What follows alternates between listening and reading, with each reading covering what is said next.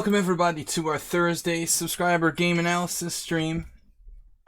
International Master William Pascal, also known as Sparkle Horse on lichess, and Sladgie, my handle, quote unquote, on Twitch. Welcome everybody to the subscriber stream. We do submissions. We take submissions of games for analysis on Thursdays. This week, the number of submissions is very, very light. And I suspect it has to do with me not doing a Wednesday stream when most people had the forethought to remember that today is going to be the subscriber stream. So we have a very small number of games submitted thus far. So I'd like to take submissions on the fly from the subscribers to do here on the stream. People like Mr. Coffee could...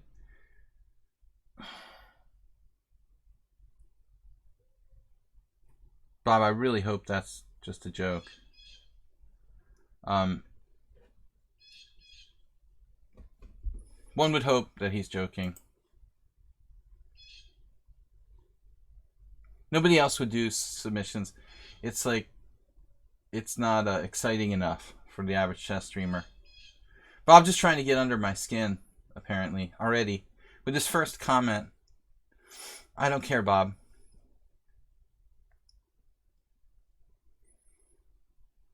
All right. Pepe is streaming. King somebody. Fide CM. Old school, we didn't have things called the CM. I don't know what a CM is. It's not in my vocabulary. But anyway, let's go to... Yes, Bob. Stronger smelling. In terms of smell, they're stronger. Anita, what's up? Astrobate. So we've got the first game from Astrobate, the second one from Jim, Uber Driver, Stuk. But a lot of people are missing this week. Dragon BC, I haven't heard from him. I haven't heard from Merle Dixon. Usually there's a number of players who do submit games that I haven't heard from. So you thought it was commentary. Thursday commentary. All right. What's up, Anita? Guys, we're going to get started with the Astrobate game. Let me see if I can find it here. Where is Astrobate's game? There it is. 2 hours ago. Thursday commentary. He calls it a commentary game submission.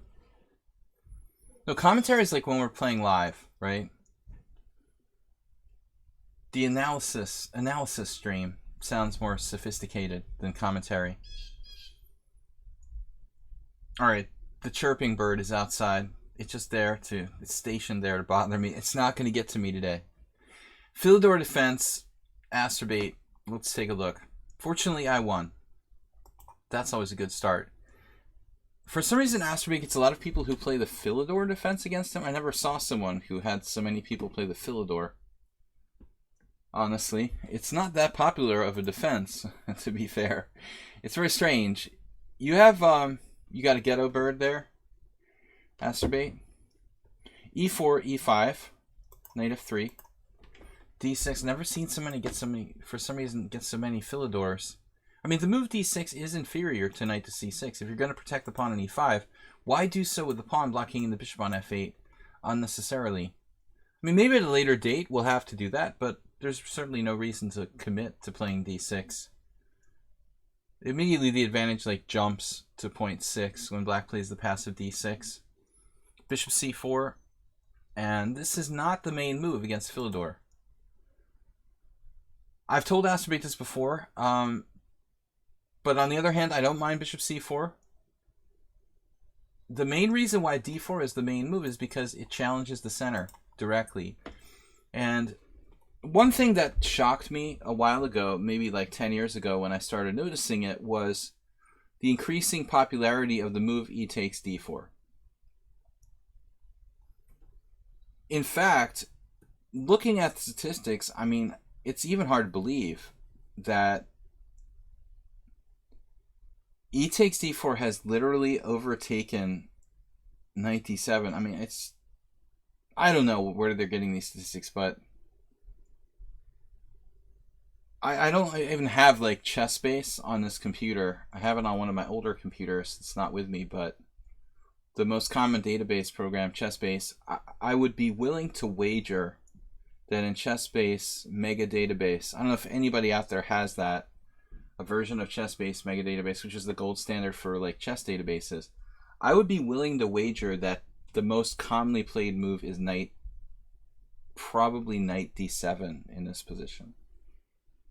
It's very strange that e takes d4 has 3,200 games in the opening explorer, and knight f6 has 1,000, and knight d7 has just 700. That's very bizarre, because like the Hannum variation is like for years. You're scaring me, Jim. The knight d7, you know, it's not that much of a dinosaur. Like, ChessBase has been like the only really well programmed chess software database product in existence, like for the last 30 years. I don't know if Infinite Flash Chess, if you use ChessBase, but I would be willing to wager that 97 has to have more games than the other moves in that position. No, Mega Database is just the name of the database itself. It's like the biggest commercially available chess database. You know, there wasn't always lichess, obviously, with an opening explorer until like the last few years. So if you wanted a real chess database, you had to buy one or illegally download it like somewhere online, and it would be like ChessBase Mega Database most likely, or Big Base. They have different versions. It doesn't matter. It's not the point, guys. If it's called Mega Database or Super Database or whatever, any of the commercially available databases, you're missing the point. 97 is number 3 here, but this isn't a real database. I seriously doubt it. I don't know. Like, that's stunning. So anyway, 97 is probably the most reliable move. This gives up the center, but it has become Bob, what sort of reference to ChessBase are you making? I don't think that Bob has ChessBase. You have ChessBase? Bob, you seriously have ChessBase? The other possibility is that like there's been this huge run on e takes d4 because players like Nispianu and Mamedyarov started playing it. That all of a sudden there's like massive amounts of games of this having been played. Literally in the last 10 years, the balance has shifted, and there have been like 2,000 Philidor games played in like the last 10 years. No, I didn't think you were that serious about like chess software and stuff, Bob. You seem like kind of informal player to me. You don't memorize a lot of openings, so I didn't really peg you as someone who would have like ChessBase.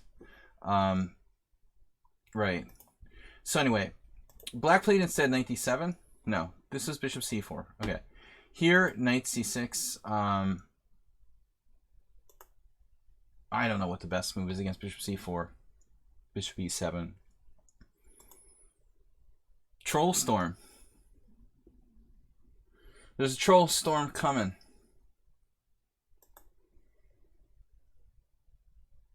f5 would be interesting. f5 could transpose to a form of... I remember there was this guy in New Jersey. He's still alive. He's still playing. He's a what do I call it? Floor master. He's on his rating floor. He's like an old guy. And he was a specialist in this thing, the Philidor counter gambit with f5. Thanks, Bob.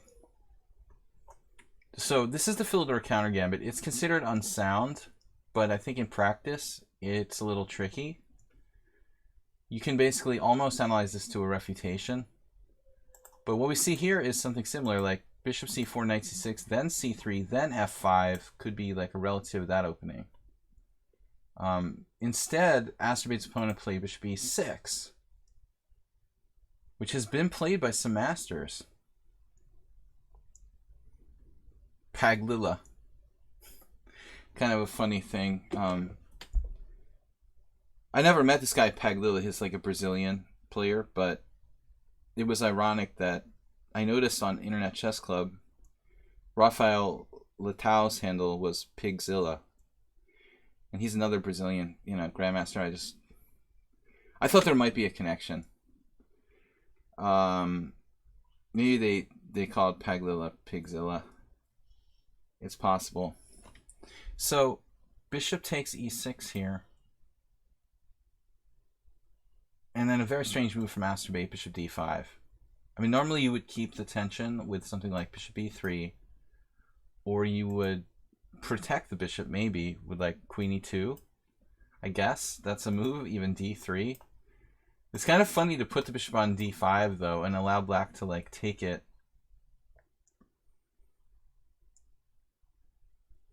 Well, Jim just gifted a tier 1 sub to Dinicus.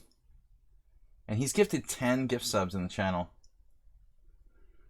I just wanted to pre-warn everybody that Astrobait's played 99 games against me. So I have a celebration when he reaches 100, like next stream or whatever. Maybe tomorrow.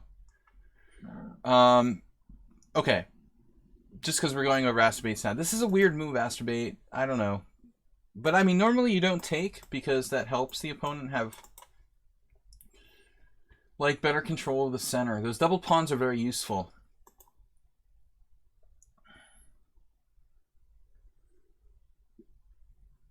Bob's a troublemaker. Troublemaker. 39 and 50. How does it work? That makes Astrobait like 60, Bob. That doesn't work out. I don't think he's really 60. Alright. F takes e6. Yeah, I don't know what I would do. Maybe I would consider bishop b3. Just ready to roll with d4. Keep the tension. Weird move. Okay, maybe this is the problem. Black just goes knight f6. The move he played in the game. No, he didn't play it. It's just a note there for knight f6. I guess the computer analyzed knight f6. It's not even there. Yeah, it's in there. So in accuracy, best move was knight f6. Yeah, and this is awkward. Like, what do you do after that? What are you gonna play? What are you gonna play now? Like, there's no good move. c4. You don't want to take now, having invested 2 tempi on your bishop. Now he has to take like down a tempo on e6. Yeah. So Astrobait moves the same piece twice. I don't mind bishop b3 though. Because if in that case we can take with the queen or the pawn. Like both are probably okay.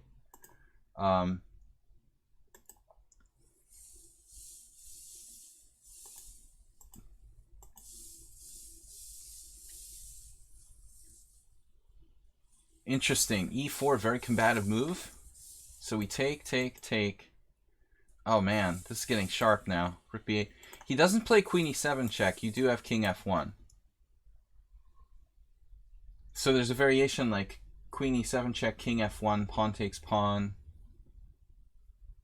King takes queen e4 check, queen f3, defending the b7 pawn. Queen takes queen, king takes queen, rook b8. Let's take a look at this. Queen e7 check, king f1, only move. Pawn takes pawn, only move. King takes, only move. Queen check. And I guess queen f3 is forced. So everything's forced. And then you just take and play like rook b8. Get your pawn back. But I would imagine that white is better in this endgame a little bit with a strong central pawn and like d4. 2 advantages: strong central pawn and king. King centralization. Maybe it's still a draw. Infinite Flash chess. Good king, good central pawn for white. Slate edge. That's my evaluation. Plus 0.6 according to Engine. It went down though. Okay, I've got another submission from Mr. Bob. Mr. Bob's in hot water for this rumors about my birthday, which are untrue. Seems to be a lot of that going around, implying that I'm like born in 1972.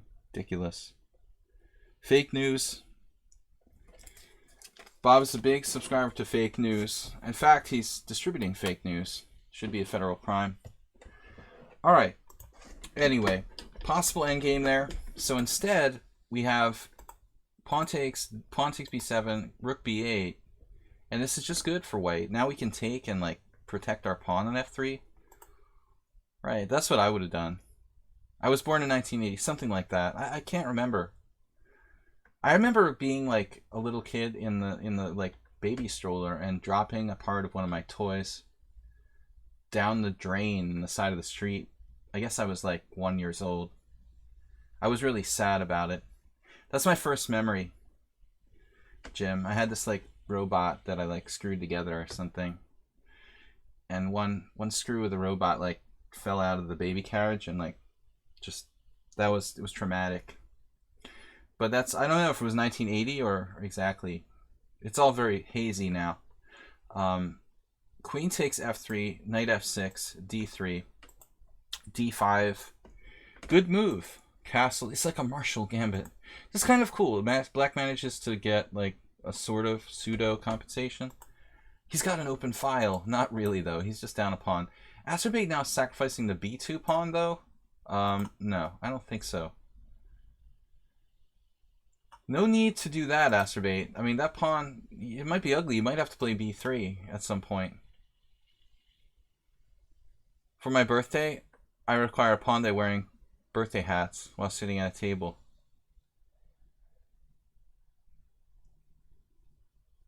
For my birthday, yeah, I was thinking of doing like Halloween, like cosplay with Panda suit.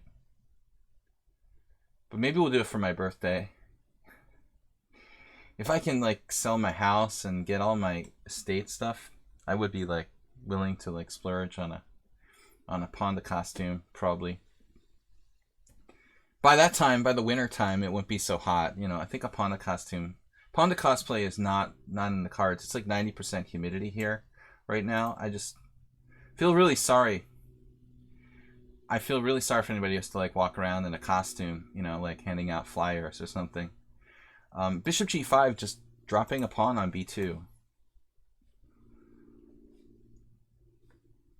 Welcome everyone to our game analysis stream. So it is developing quickly, I'll give him that. Queen d6. So if we grab this pawn, is it asking too much? Check here. Yeah, it looks pretty bad. Maybe Asterbate is right. Black would have to take a walk here. He probably has to take a walk with King d7. Good God, man, that's bad. That's bad too. So it was cool. I guess you could actually justify like hanging the b2 pawn. Quick. You should jump on the e file first. This is actually a good move, I guess. Guarding the pawn by blocking. I mean, black needs to go for it here with c5, c4, pressurizing b2. His only compensation is that backward pawn on b2. So this is where he just,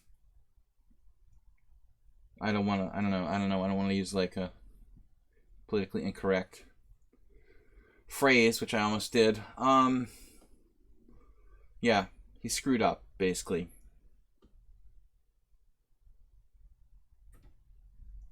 Became retarded. No, that wasn't what I was thinking. I was going to say something.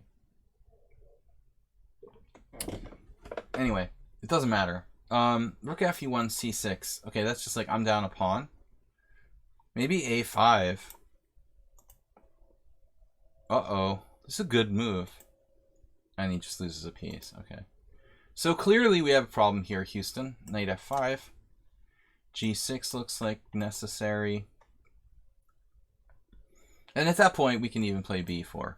And we're probably just like a clear pawn up with no comp. And rook b8, not a good move. Let's see what the engine suggests. In the event of g6. Good old Oracle. Oh, there's a tactic. That's too deep for me. Two-move tactic. Nice. So basically, black's just dead. Okay, bishop d8 was his best move. Only move. Infinite Flash are all about tactics. Good move. Spotting that. Two-move tactic. I was cleaning house today. So Dinica says, thanks a lot, Jim. And then he's probably saying the same thing in Greek. It's all Greek to me. and b4. So it would be just a clear pawn up with positional advantage. Greek, very similar to Hungarian. No, I'm just kidding. I don't know. It looks weird. It's that language, man. Too much. Rook takes b2, and it's game over. All right, good game. Good game, GG. Astrobate, you can always do the queen f6 if you really want to be like kind of mean and fancy. Queen f6. But I guess this way we have some sneaky mates. Let's see. Can we do some sort of sneaky mates? You really need your queen on like f4 so you can play bishop g7 and like king g7 and queen g5 check, and then king h8 and queen f6 mate. So, but he gets it because the guy just takes m8. All right, Astrobate, thank you for that first game. I don't have very many games, guys. Jim is up, Uber Driver, Stook, and Bob, and only 5 games submitted. I think because I've cut out the Wednesday streams for August and July and August. People are kind of forgetting. They don't have that Wednesday stream to think about the fact that my next day is the subscriber stream. So we are short of games to analyze today. So I would, yeah, I'll share my thoughts on a Middle East peace process. Infinite Flash might want to come up with a game or something, because he is a subscriber as well. I really enjoyed your last game that you submitted, Infinite Flash Chess, that ultra drawn variation of the Petrov. Not Petrov, but was it 4 Knights, right? Before you tried to play the, how was it? Did you try to play the Petrov? And he played the 4 Knights, or how did it end up in a 4 Knights? I don't remember. It was a good game, though. Entertaining. Alright, let's go on to Jim's game. Jim, who donated a gift sub. Guys, don't forget to support the stream. Like Jim. Jim donated 700 this week. He's leading the way. Dragon BC 500. Merle 100. Rufus and Doofus. Astrobate also often supports the stream. Thanks to you guys, and for being subscribers. You'd be surprised how badly people can play in a drawish position, was the lesson. Absolutely. Absolutely. Alright, let's go on. So, Jim is up.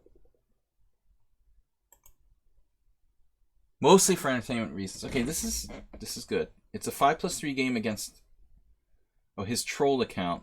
At my troll account. Against the GM from Azerbaijan. My first move is a mouse slip. Wow, I didn't realize that. I didn't read that sentence when you sent it to me. I looked at the game, but I did not read the sentence. I thought you played b4 just because it was you were messing around.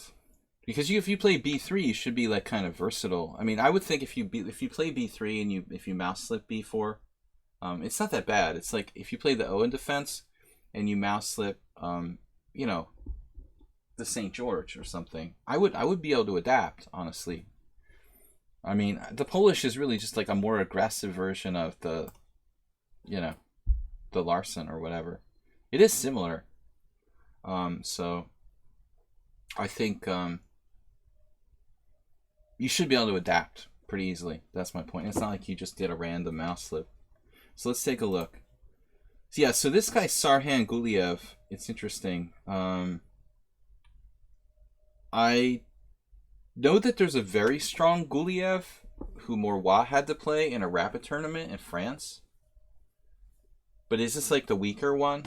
Who's like some low-rated GM? Like 2400? I played a guy like 5 years ago in ICC whose name was Guliev. I remember looking it up. But he was like, I think in his finger notes he said, yeah, he said he was, yeah, this is the same guy then. I was black. He played something passive with white. I remember now. I think it was, I know what it was now. He played like a London system where when you're black and you play c5 the London system, you take on d4 and the opponent usually takes back with the e-pawn. The same guy, I played him literally. Blitz game 5 years ago. I still remember because I was so disgusted when I played like c5 and played c takes d4, he recaptured with the c pawn from c3. it was like, dude, that's just gross. You know, I can't believe a grandmaster is playing this. I think I didn't lose. It was either a win or a draw, but I was it stuck in my memory because I hadn't heard of him before.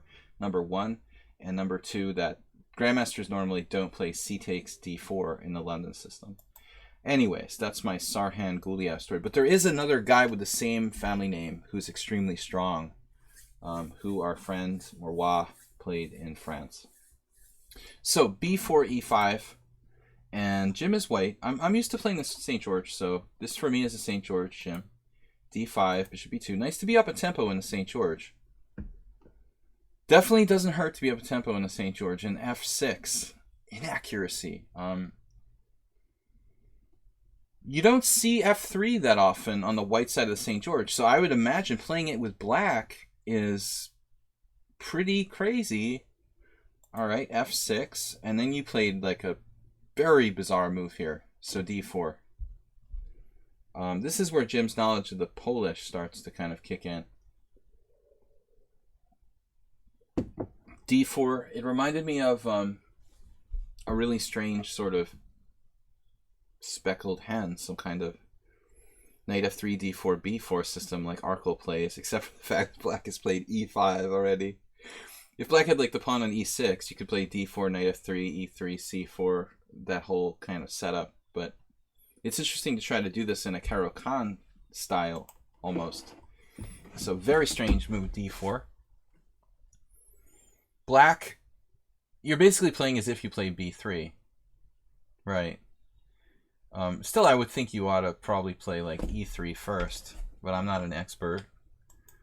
d4, very strange move. He could take here or play e4. Or he could even sack a pawn, actually. I wouldn't be surprised if black could just Demer Gambit this position. But how's the best way to do that? Kind of awkward, actually. This is more active. I guess knight c6 would be the way to play if you want to sack a pawn, and then just something like bishop e6 and turn it into effectively what would be like a Blackmore-Demer Gambit with colors reversed. I think it's basically not that stupid. Black would have some sort of legitimate compensation for the pawn, but it's an option anyway. Like e4 is probably the best move. So now it's like, yes, you must play c4. I was saying this to Move 11, one of our subscribers, last week in a game where he was black. He did the similar thing. I don't know, Jim, if you saw that game analysis where Move 11 was black. He played the black side of the Catalan, and he played d5 and e6, and he did like b5. So effectively the same thing, kind of like this. And I just kept saying, okay, you've got to play c5, you've got to play c5, you've got to focus on the c5 square. And that's the whole thing. You've got to play c4 sooner rather than later. It's very important. So, I mean, there is the possibility of some sort of Spielman, Rudolf Spielman type of e3 sacrifice. Always keep that in mind. So, I mean, I think that most people here would play e3, and then the question would be, could black stop your c4 or not? Or does he need to, you know, like bishop e6? If black could, he would stop c4, but I don't think he can really stop c4. It's also like a Caro-Kann. So c4 at once is a cool move, but you know, things could get pretty crazy if black decides to call your bluff here effectively. I have something under the table that I need to fix. All right. So c4. He grabs the pawn. Principal decision. Bad according to the engine. I mean, obviously, if black just plays c6, he has a good advanced Caro-Kann.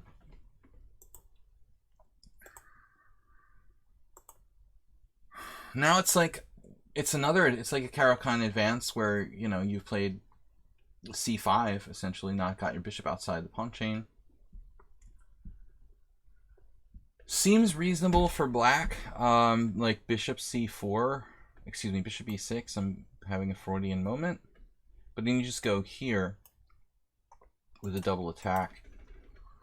And he misses the point, you know. The poor Grandmaster misses the point that that doesn't work here. Check. Even Nakamura would have found this. He gets to humiliate this Grandmaster with Queen H5 check. So this was 5 plus 3. Wait. Why was I under the impression that this is a 5 plus 3 game? This is imported. Jim, what was the time control? What did you say? Is that what you said in the notes?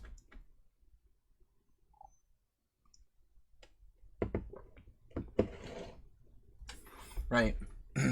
Okay, well, I mean, this is a serious problem. You know, in 1 minute chess or 2 minute chess or 3 minute chess, Black could probably swindle this. But in 5 plus 3, this is like a resignable blunder.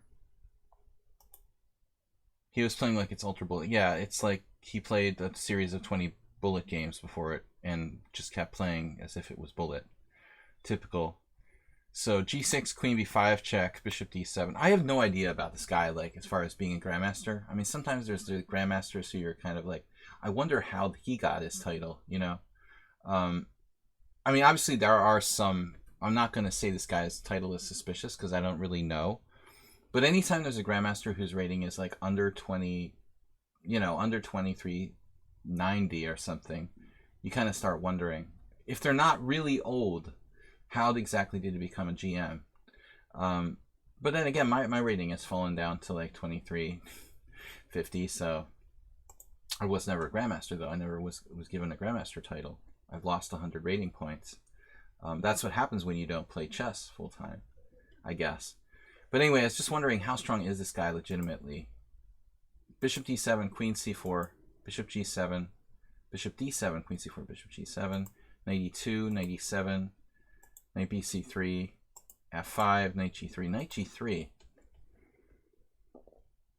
His rating is lower than mine. And I don't know what his age is. I didn't think he was that old, but he could be. I mean, I'm 39. You know, you guys know that. Despite attempts by some trolls in the stream to claim otherwise. Yeah, very strange choice of moves here for you. Like, why would you want to play knight g3? I do so much to advocate never putting knights on g3. I would expect Jim to adhere to my rules here about never putting a knight on g3. Perhaps he had a reason for this move. It was a mouse slip. Oh my god. So you get a little nervous, like a chance to beat a GM, and it's possible you're like a little more nervous than you would normally be. Maybe making a second mouse slip. Queen c8. Queen b3. This move allows for bishop c4. I mean, knight g3 is misplaced. You know, it doesn't do anything, first of all, and secondly, it's a target for h5, h4. All it does is get out of the way on the bishop on f1. And this doesn't matter. The a file, I'm fine with that. I mean, the question is, are you going to pull the trigger on some sort of f3? It's like the Muppets. The question is, who cares? B5.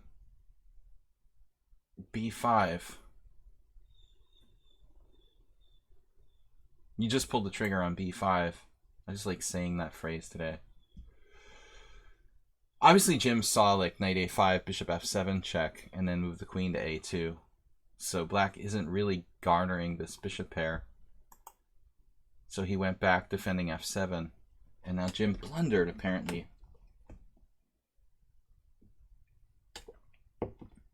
Black can't castle. Black's totally paralyzed. He literally almost can't move any of his pieces. No knight f7, no knight e6, no bishop e6. So like something like rook b1 would be good. A good calm move here. This was not a mouse slip. I mean, okay, you know, you're basically dropping a pawn.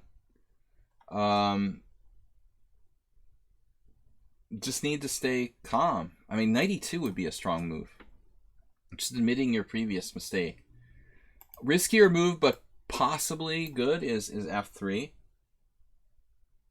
This you'd have to calculate. I mean, what are we going to do? We're going to take with a rook here and try to crash through somehow. This would seriously jeopardize your whole...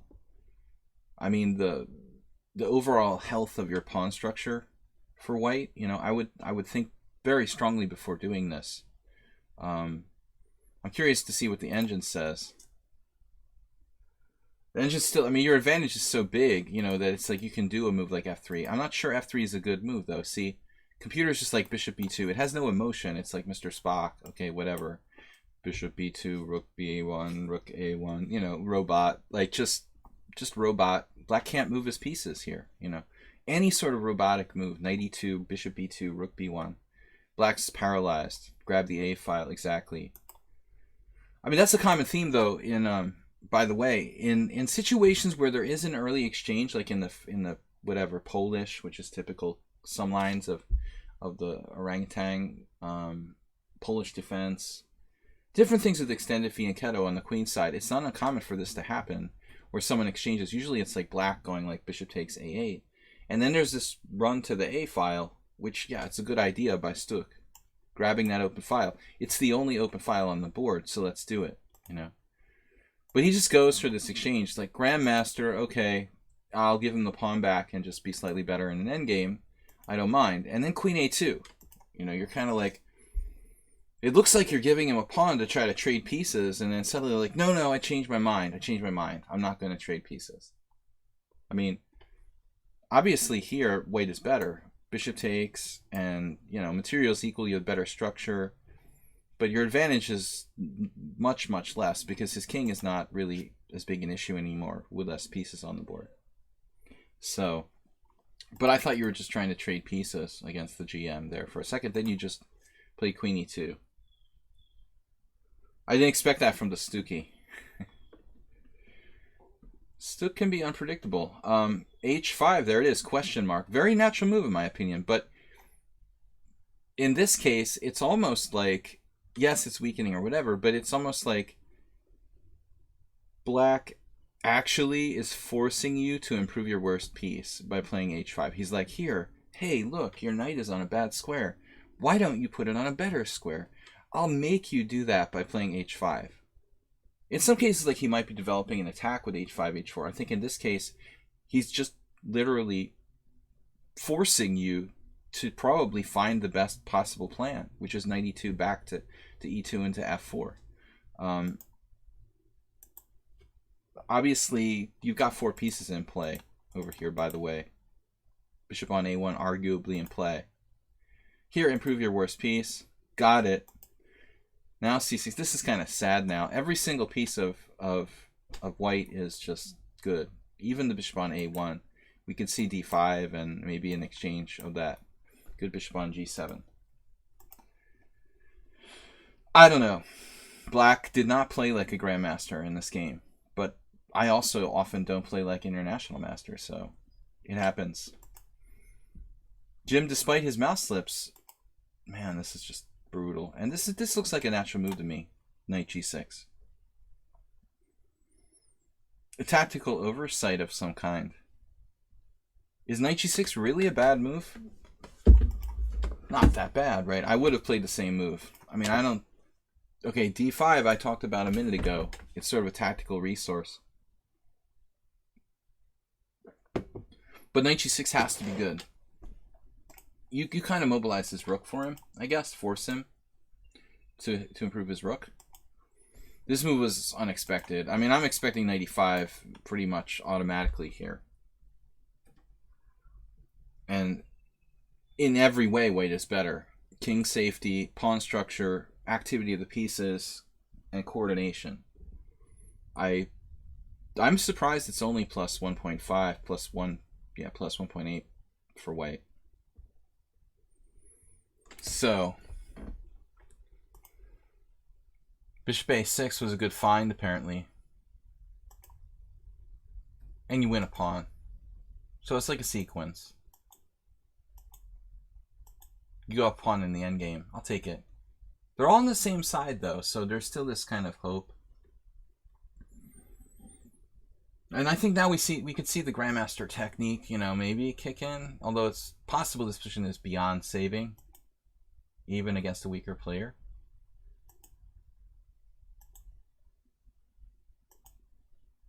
Hesitating. Bishop c3. No, it's a good move. coming out here. A coming out party for the bishop. It's all good. It's all good, dude. He's not safe. This is not a safe endgame for that king. Ooh, it's evil. Rook f6, bishop e7. He played rook f6. Everybody saw that except for you.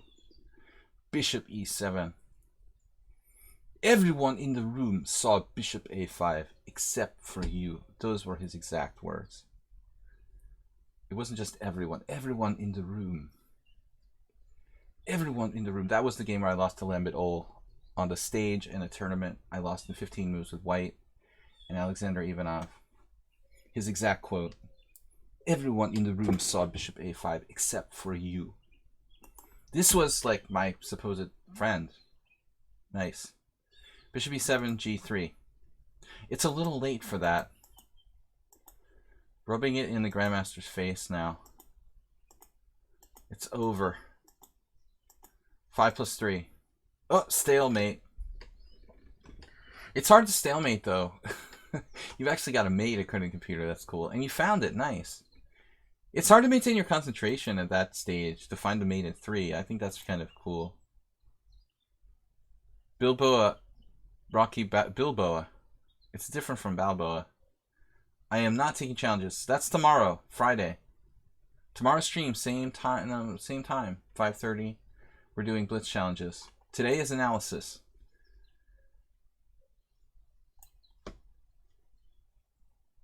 If you want to eat your dessert, you have to have your pudding first. What is the Pink Floyd song? All right. Oh boy, here we go. Where's Bob? Reminds me of someone else I know. That's definitely interesting. King g4, rook e5. We need Bob the detective. Watching the detectives. Detective Bob in the house. So anyway, nice mate, man. Mate. Grandmaster bites the dust. By Jim. I've only got 20 viewers today. What's going on? Is there some major tournament like being streamed live? I don't want to know. I don't want to know. I know my subscriber stream is never as popular as the other streams. I never get as many viewers for this. I don't care. You know, this is my way of giving back to the people who are loyal to the stream. King Crusher's on. Oh, I forgot. Of course. High level. All right. No competition from me. Uber Driver's up next. I didn't see him around, actually. Uber Driver, I love his commentary here. Uber Driver says, "Hi, Will. When I go out driving, it's often for 10 to 12-hour shifts." I think he said he had 2 jobs, but I'm not sure. Uber Driver likes to be mysterious. He supposedly knows me in real life. There is some downtime between rides, and I try crazy stuff with my cell phone for my own amusement. As a result, my rating takes hits until I can get back home and play correctly at a PC. This game was during such a session. I came across a sneaky trap against the Dutch defense recently, and my opponent was not aware of it. Have a great day. All right. What are you talking about, Asteroid? 7,200 plus games and 175 draws? In what reference to what? Is that your statistics? How many draws you have? Who are you talking about? You? Azerbaid's funny. He has 99 games against me and no draws. Even though he's won 3 games against me, technically. No draws. You know, you'd think you'd get a draw rather than a win at some point. But he actually got 3 wins and no draws. Next game is 100. Okay, so Uber Driver, this is unacceptable. A 6-move game, unacceptable. All right, maybe we can do something with this. Uber Driver 12, sent upon loss 13. Sorry, gotta get glasses. So d4 f5, and you know this example. I mean, they're calling this I don't know what, but I'm getting ahead of myself. Okay, Korchnoi. I guess they call this the Korchnoi Gambit. I thought this was called the Korchnoi Gambit by some people. Maybe I'm wrong. Fuchsia's not here. She's our resident opening name expert. Korchnoi definitely played it. I thought it would have been named after him, but it's apparently the Krejcik Gambit, whoever that is. Probably some correspondence player who played hundreds of games with it. I tried this once against an extremely strong FIDE master who was a friend of mine who was pretty much almost IM strength FIDE master, like top tier FIDE master, and he beat me down. Lifetime Dutch player.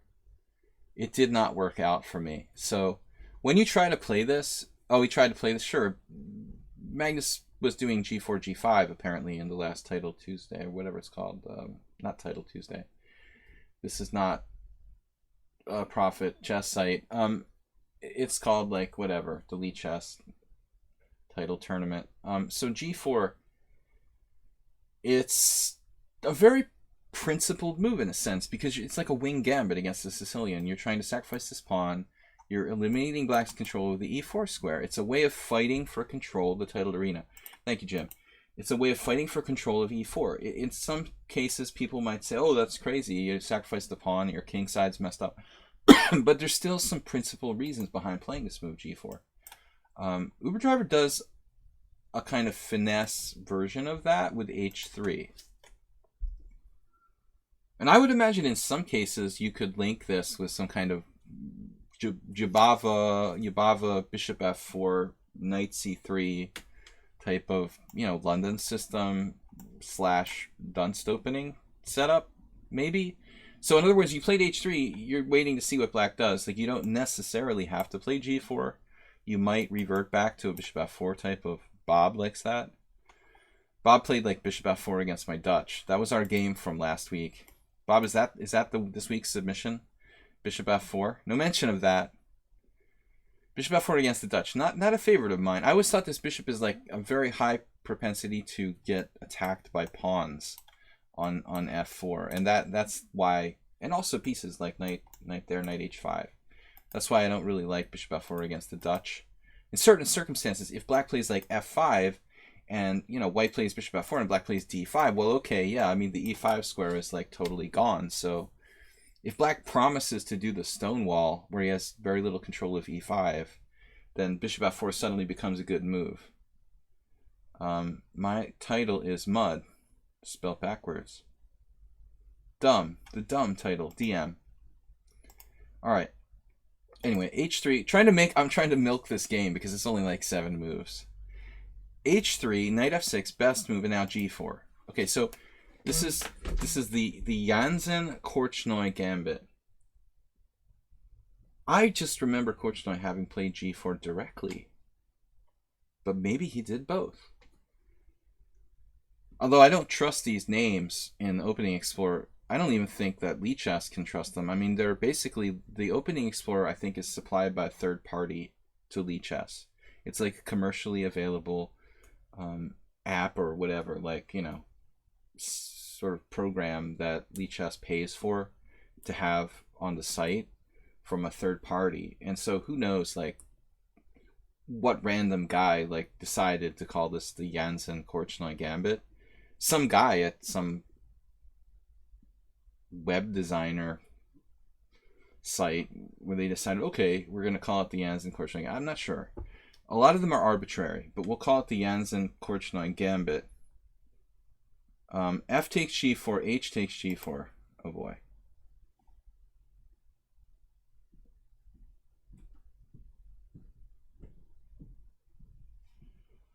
Bob, where's Bob? Is Bob gone? I kind of miss him, actually. Now I need Bob.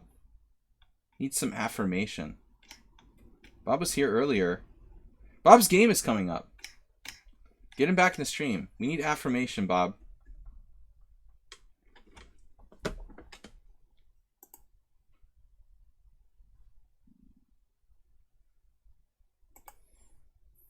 We're very close to nuking this. What do you guys think? It's pretty obvious, Bob. Put 2 and 2 together. What do you get? 3 or 4? What do you think? I mean, I'm just thinking it's what I'm thinking? Are you thinking what I'm thinking? Because I don't want to like nuke an innocent bystander, but it's looking pretty obvious if you go through the chat over the last like 5 minutes. I just want to. I don't want to, you know.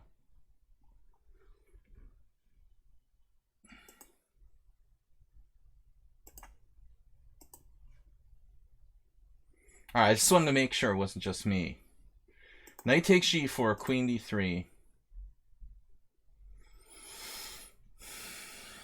That reminds me of this guy I know, Paul Powell. He was a master from Delaware. He played queen d3. I mentioned this in a previous stream. It's not quite as subtle. Somehow you have to like combine all these ideas. I like the way Uber Driver did this though. He like waited, you know. This is kind of tricky. Like h takes g4, knight takes g4. Queen d3. Where's Infinite Flash? He took off. Skirting his moderator duties.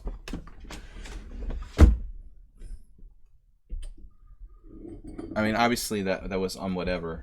That guy bringing himself up.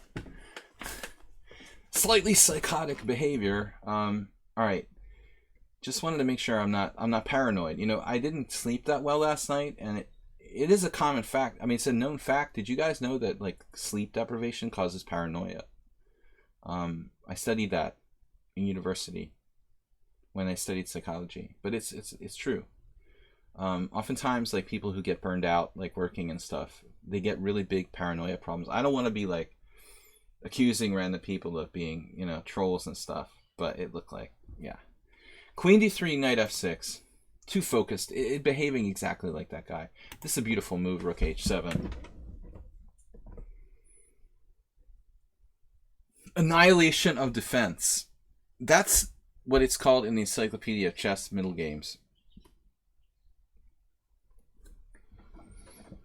The annihilation of defense. And wins a rook in the process.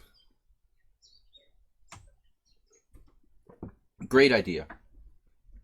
So you might ask yourself, what did black do wrong? I mean, h3, knight f6, g4. And while it is very principled to play f takes g4, you know, compare this to another opening, like d4, knight f6, g4. I've seen some maniac like Gareev play this. If you do it here, I mean, black hasn't played f5. I mean, you could do it and you can beat like weaker players in blitz games and maybe even a tournament game by playing crazy stuff. Like I faced this, you know, but come on, it's not really sound to do this. But here, you know, we're talking about a situation where black has played f5. Yeah, h3, knight f6, g4. And so suddenly, here, this is like very risky to take this pawn. But anybody who plays the Dutch has to know they're taking their life in their hands on move 1, basically. So now, after queen d3, he has to find, like, only move. The real threat isn't rook h7. The real threat is queen g6. So the cool thing about this position is that g6 is the word. Bird is the word. Rook takes h7, queen, rook h7, queen g6 check, and rook f7. And does white have enough compensation in this variation?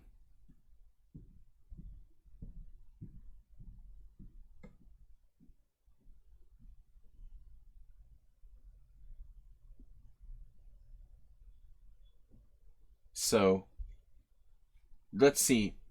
I would think we have enough compensation, but just enough. Queen g4, d5. It's unclear. It's a bit unclear. This type of line. So that's black's only defense, interestingly. Pretty much like the only defense. Like d6 you would consider, but now the king's going to have to go for a walk. A long walk on a short pier, probably. I mean, even the simple like rook takes h7, there's never going to be any moment's peace for the black king in this position. Even in some line like this, I mean, it's like we're just walking around with the king on d7. Not going to be fun. So Uber Driver, nice win.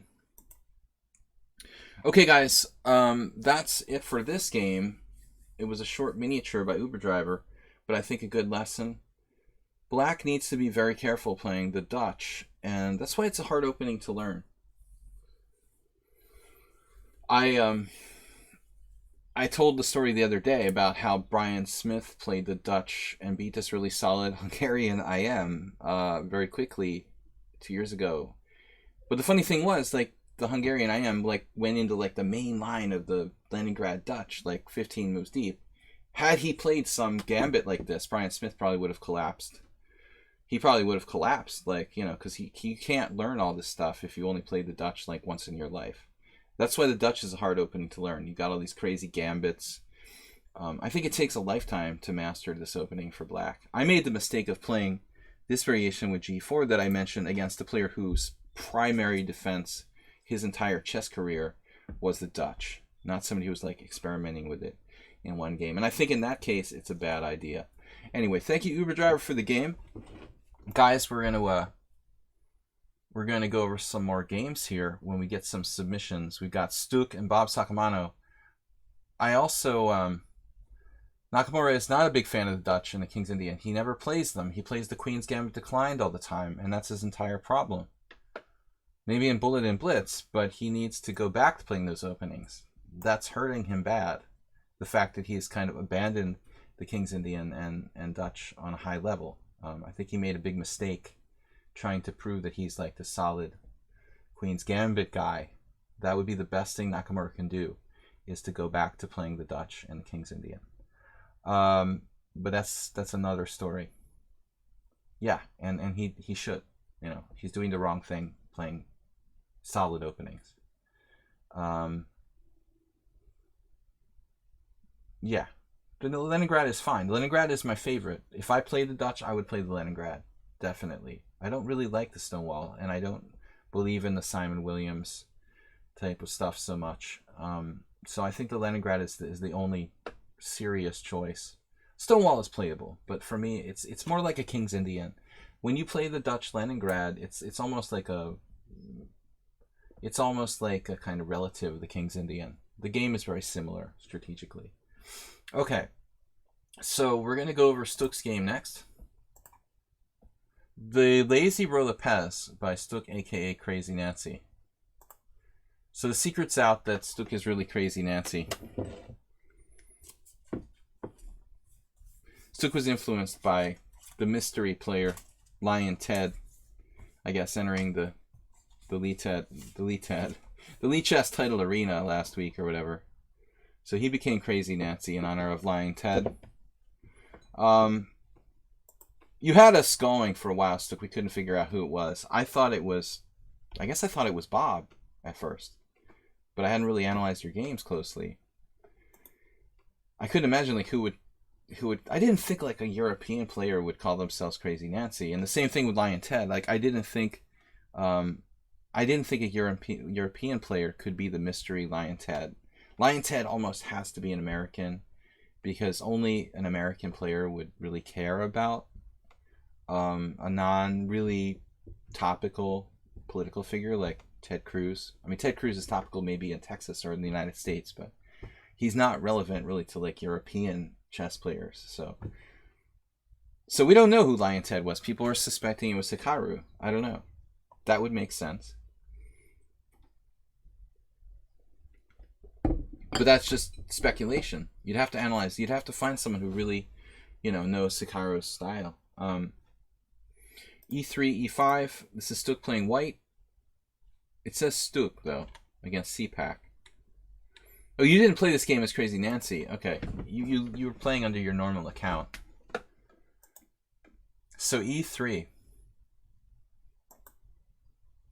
The reversed French. I like Knight C3 here, Stuk, because you have this sort of fun variation D5, Queen H5. Kind of shades of Jim's game. This is like the Nakamura stream. This is another opening that the Hikaru would probably like, because he likes to play Queen H5, E4, E5, Queen H5. You'd think this would like fit right in. So you can like take a pawn and then like lose 100 tempi with your queen.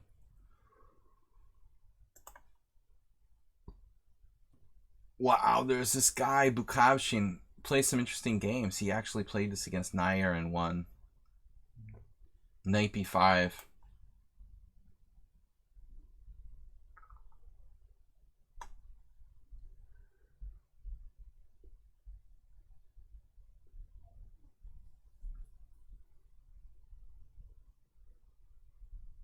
This is an actual variation. Anyway, just a suggestion. If you like playing e3 on move 1, Stuk, you might want to give this a try. Obviously, Bukowskian is not totally crazy. He's 2600 playing another 2600 Nair who's very tough, and this isn't something I think he made up over the board. You know, even when Carlsen or anybody at the Grandmaster level, deep breath, plays this weird type of line, they probably researched this with the computer. So 94. Whoops. So apparently Nair like blundered here. Queen d7.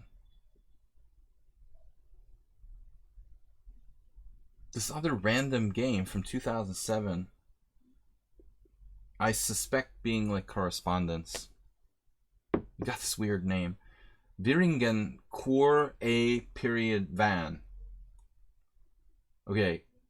When you see a weird name like that, I would think there's a high likelihood that's a correspondence game.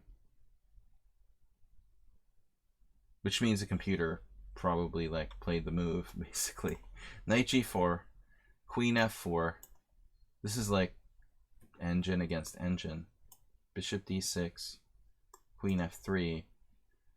And now black retreated, which doesn't seem like an engine move, interestingly. So I could be wrong. Maybe this is not a computer.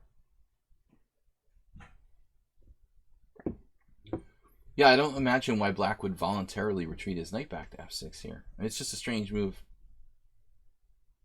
I mean, he's starting to win a queen, but come on, everybody can see that.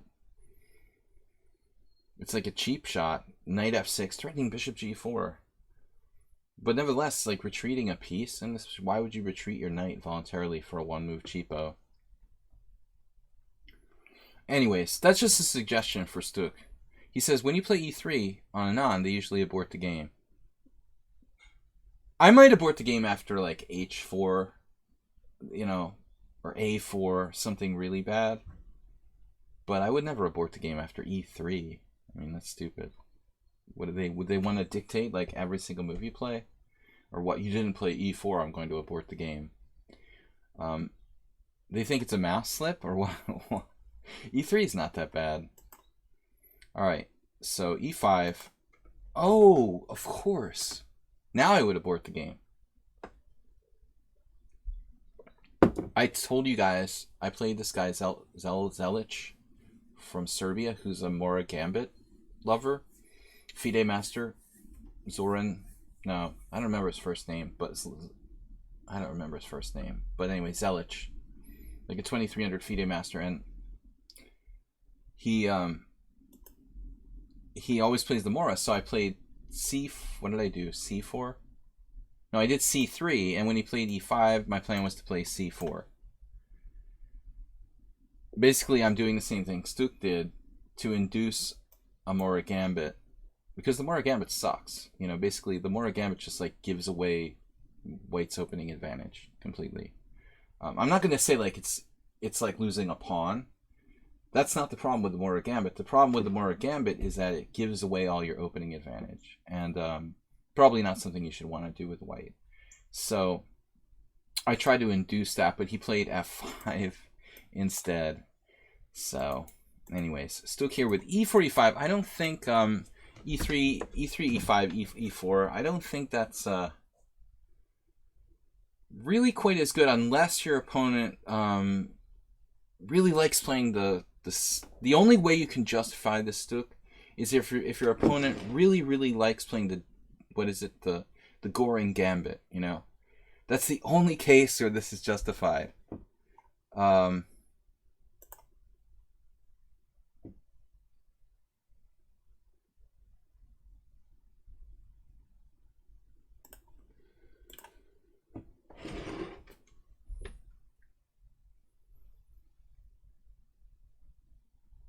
In other words, it would be the same principle I used against Zelic. You play d5. If my opponent promises to play this and like give White a pawn, then Stuk is a genius. You know, that's the only case where I think e3, e4 is justified. All right, Bob, you're up next. Need to pay attention. I want my moderator back. Okay, we're going to take, because basically Infinite Flash Chess is never here, we're going to take applications for a serious moderator. Not a lot of obligations, just somebody who's around to kind of moderate the chat a little bit, ban trolls and whatnot when I'm not paying attention, so I can focus on the important things, like analyzing E3, E5, E4 without being distracted by having to ban the same troll again and again. All right, maybe I should mod Bod. That's Bob. Bod. I called him Bod. It's Freudian. Bob. I called you Bod. Knight C6. Knight F3. So you just want to be a tempo down with white. Mate Bagi has a game with white. Now, how did that happen? Bagi Mate is a good IM from Hungary. I don't really know him very well. He basically must have done the same thing. This is a game from 2017. He's a good player. I don't know why. Yeah, Bob for Bod. We won't make him a mod, but we'll make him a bod. What's up, IVYM? Subscribing with Twitch Prime for 6 months. Thanks, man. I can't imagine what Mate Bagi was thinking here. I guess he's just fooling around. We all have our moments when we're young, you know, trying to be funny.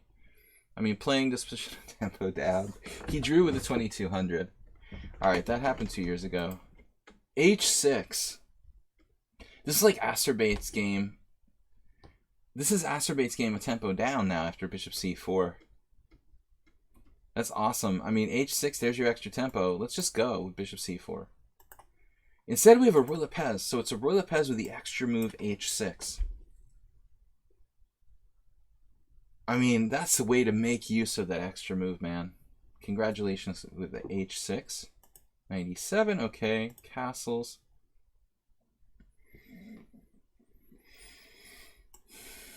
G5. I mean, Mamedyarov would play G5 like instantly in this position. There would be no even discussion. Grishuk would lose with the white pieces against Mamedyarov like 85% of the time. That's the thing about castling early in this position. I mean, maybe you want to think twice after H6, because that sort of G5, G4. You see the way that Grishuk just collapsed.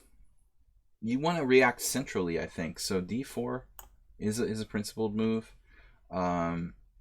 I really don't mind that, or just developing without committing your king.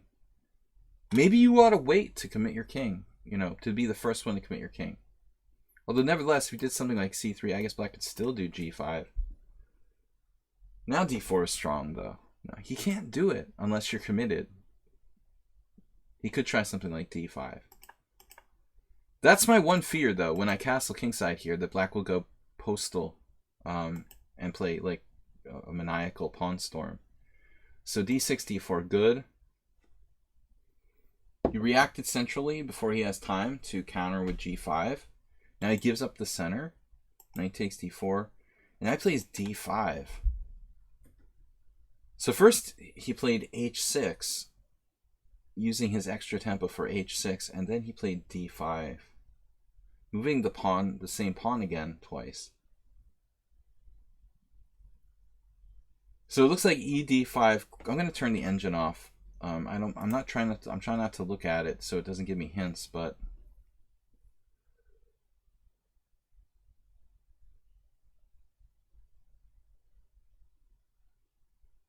wait, why are we discussing Mark Esterman again? Are you the same person that I just banned? Or is this a different person? I have nothing against Esterman, but I don't understand why he keeps popping up in the stream constantly.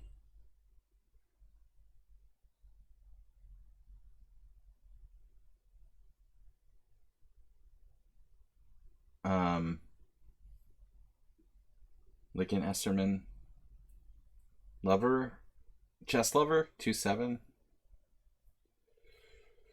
Great. I'm happy for you. You can watch King Crusher too. I don't understand what a GM John Davis is. Anyway. Alright, so E5. A6. Yeah, I mean Esterman. This is different. He's different than me. He focuses on earning money. I do it out of love. It's a different thing. A6, knight takes C6, knight takes C6, bishop takes C6, check, B takes C, rook E1. Interesting position. Black's still behind in development, but white's given up the bishop. So I'm thinking that it looks like he's going to have very good blockading chances here. It's going to be very hard for us to use our kingside pawn majority, having given up the white square bishop in this position.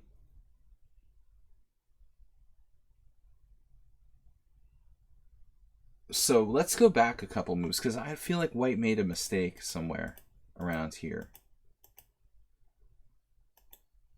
Right now, when we play e5, it feels like we're ahead in development, right? At this point, our king is safe. We've got our pieces mobilized. I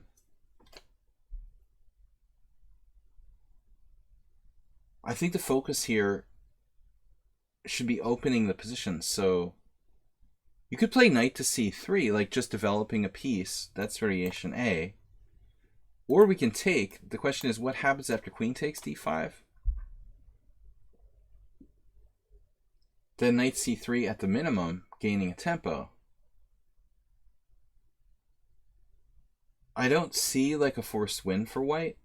Knight takes c6, b takes c6. Oh, snap, there is. Like here? Because queen takes b5, queen d8, mate. That's obviously a nice variation. So the other variation, which I forgot about, was like this variation, right? We can take here, and take here. So I think Stuk just is like winning by force with e takes d. That's really messed up. There's literally no move. But all the signs were kind of there. I admit, it took me like 10 minutes to find it. I didn't see it right away. But I wouldn't play e5. Like, I would sit there, and maybe if I made a mistake, it would be on the right path. Like, I would play knight c3, trying to develop my pieces. Asterbate made a very similar mistake. I looked at a game where he played like e5. The problem with this move, it's closing the position. It's also not developing anything. When you evaluate this position, right? If you don't know what to do, you should evaluate the position. You should try to take stock in what you have. I was telling Jim this like last week. Take stock in what you have, okay? Evaluate the position. Are you better? Who's better and why? White is better here. Why? Because he has more development. Not material, more development and king safety. If you're better, what's up, Warnaki?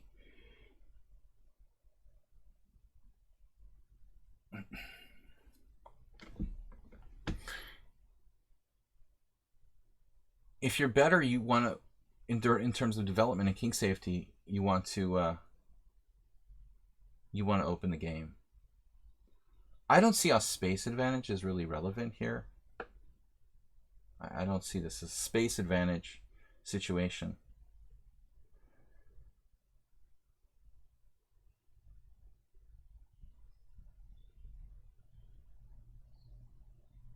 All right. Anyway, Stuk missed the boat. It's okay to miss the tactic, but I think that this is like in principle like doing the wrong thing in this type of position. We have this type of advantage. You don't want to close the game. Black like breathes a sigh of relief when you close the game here. A6 probably not even the best move. But we can't maybe just drop this pawn on e5. So the problem with bishop takes c6 is that he does knight takes and he unravels his pieces. Knight takes c6 is interesting. That's the move in the game. The same problem though, this e5 pawn, but maybe it's actually immune. So here's an interesting thought. What if you played bishop d3?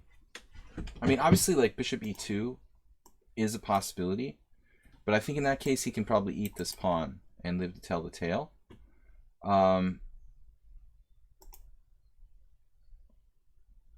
Bishop d3, excuse me, bishop d3 gives us like tactics against e5. It's also like 2 bishops for the endgame. The bishops will work toward the black king side. We can probably advance f4, f5. Although, I guess he plays bishop c5. It's not so easy. Still, I like white here. Bishop c5, bishop f4, queen h5. Black is fighting for survival, I think. He should seriously consider castling queenside in this position, with maybe like bishop e6, queen d7, castle queenside. So let me see what Stockfish says here. After a6, I'm very curious. Wow, it came up with a move we didn't consider, bishop a4.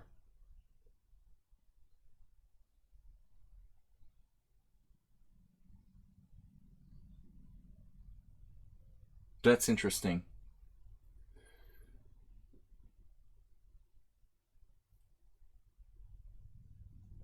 Yeah.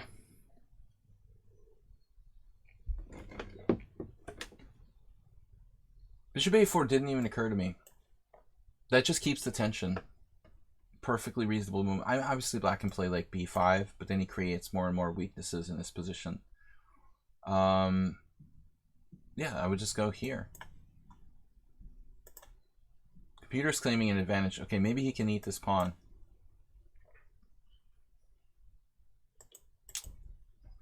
What about knight takes c6, knight takes c6, bishop b3?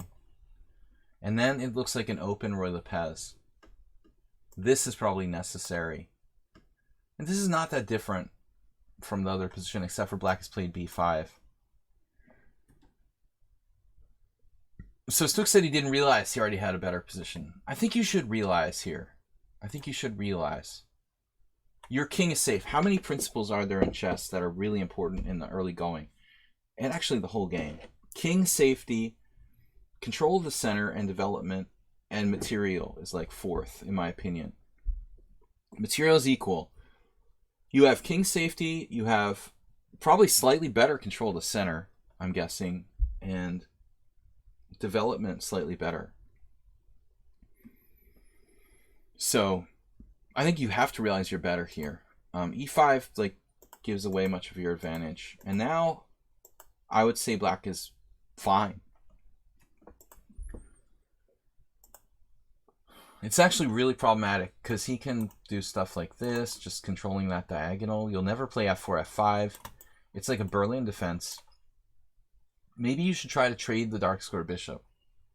So in a vacuum, if you could play like knight d2, knight b3, bishop e3, and bishop c5 magically, okay? Just follow me for a second here. 1, 2, 3, 4 moves in a row magically, and get a blockade of the c5 square, white would have a really solid game, I would think. You literally need like 3 or 4 moves in a row. So knight d2 is the best move. Even so, according to Stockfish. All right, what do we do? Rook e1.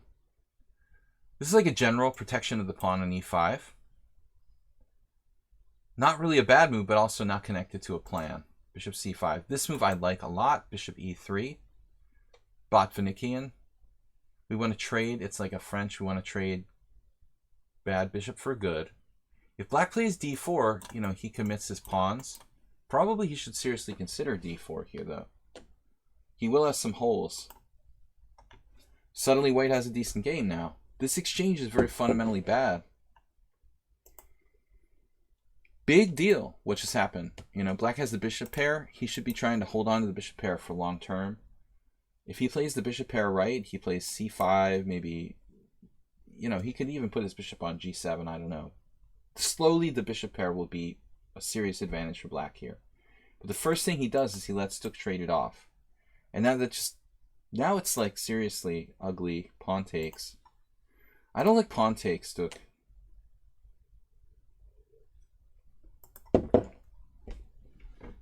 Pawn takes is an abomination.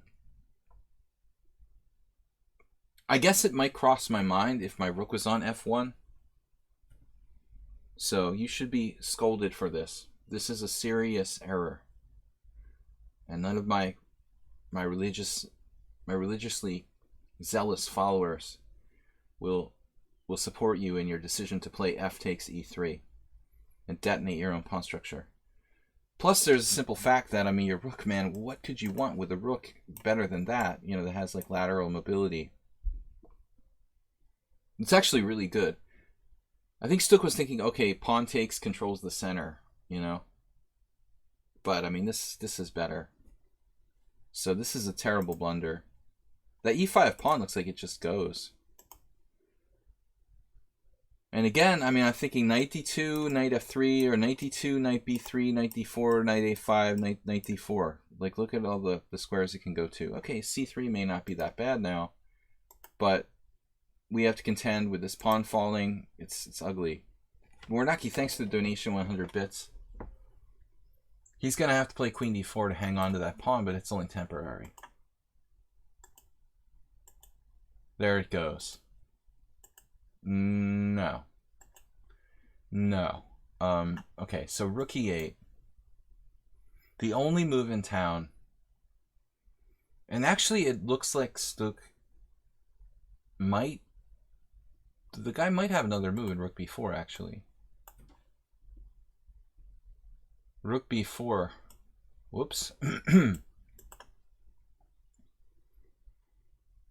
Rook b4, queen d2, and if queen e5, you have knight takes d5, staying in the game.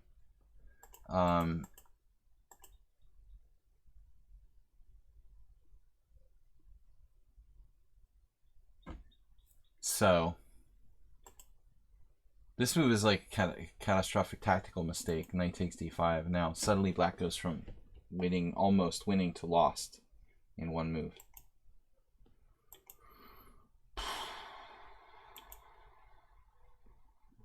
I'm gonna take that bishop at this point, dude. You got 7 pawns against 5 in an endgame. I believe it's really... I know your knight on e7 looks kind of active, but it could also get trapped. This is a situation where you're 2 pawns up in an endgame. You have to be practical. Definitely trade everything when you're up 2 pawns. Yeah, I mean, you got to take that, and then you're just like, okay, utopia. You know, it's like 2 pawns up in an endgame. In a rook endgame with perfect structure, you just fix your structure.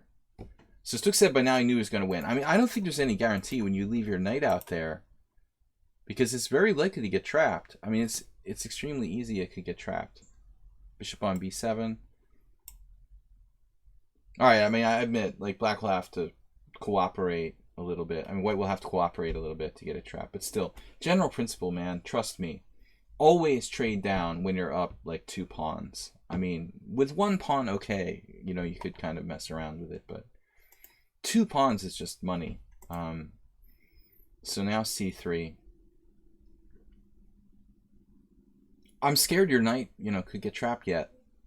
I kind of want to get it out of there, or play c4 and d5. I would play c4. c4, d5, knight c6. Everything's protected. You played c3. Your knight still looks kind of lonesome on e7. Warnaki says, I'm the official loser in here. We're having another one of those contests where who has the worst life. We had this like 2 weeks ago. We had like at least 3 contestants complaining, you know, and competing to see like who had the worst life. Yeah, use an advanced technique. Plus, you know, you need to trust your endgame technique at some point. If you can't trust your endgame technique to win a rook and pawn endgame 2 pawns up, not just 2 pawns like, oh, one of them's doubled, or like 2 with a perfect structure, like a utopian 2 pawns up rook endgame like this. If you can't trust your endgame technique to win a rook and pawn like this, like, forget about it. I mean, you've got to be able to win 2 pawns up in an endgame. It's not a question. So, all right. Anyway, hesitant. And the knight's still looking kind of weird. Luckily, it has an out here on b4. It kind of scooted through there. And now here. But trust me, Stook, you'd be much safer just trading the bishop on c8.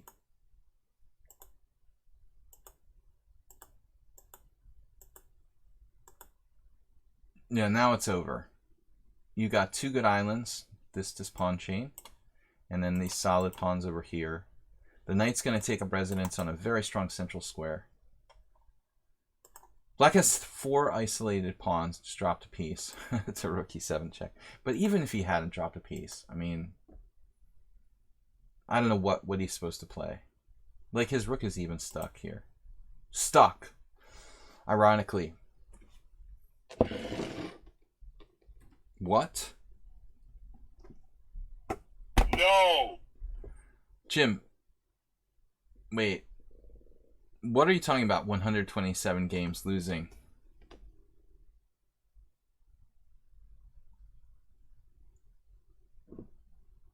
I mean, Jim, that would take... Jim, how could you lose 127 games in a row? You know, you drank too much grappa or whatever? I mean, like, you took muscle relaxants? How could you possibly lose 120 games in a row? Playing with bots. Okay. Alright. But not against humans. You could never lose 100 games in a row against humans.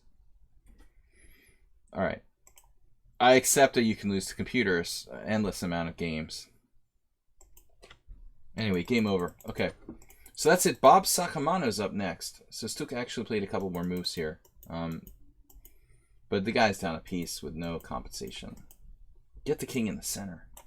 The rook is trapped by the king, by force, in just a few moves. Actually,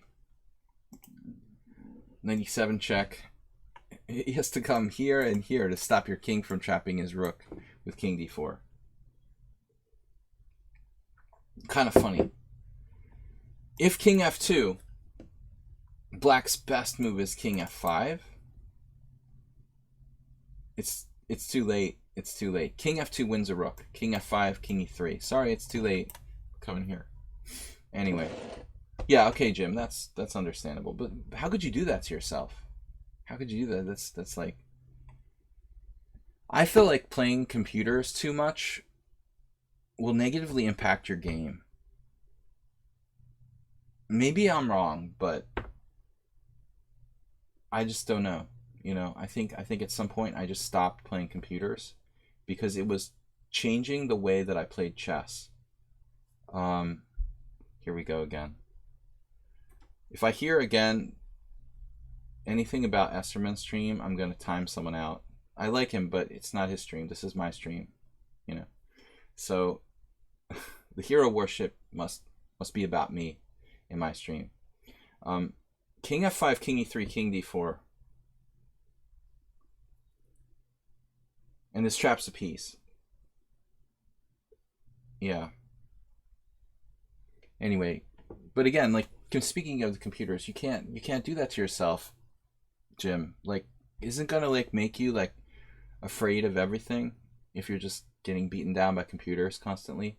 I think it would make you afraid. I know it did it to me. If I played them too much, it made me afraid to play tactics, you know. I mean, I could see using it as a training tool to some degree, you know, but you can't lose 122 games in a row. That would like crush me psychologically. All right, knight check takes rook is a good move too. I agree.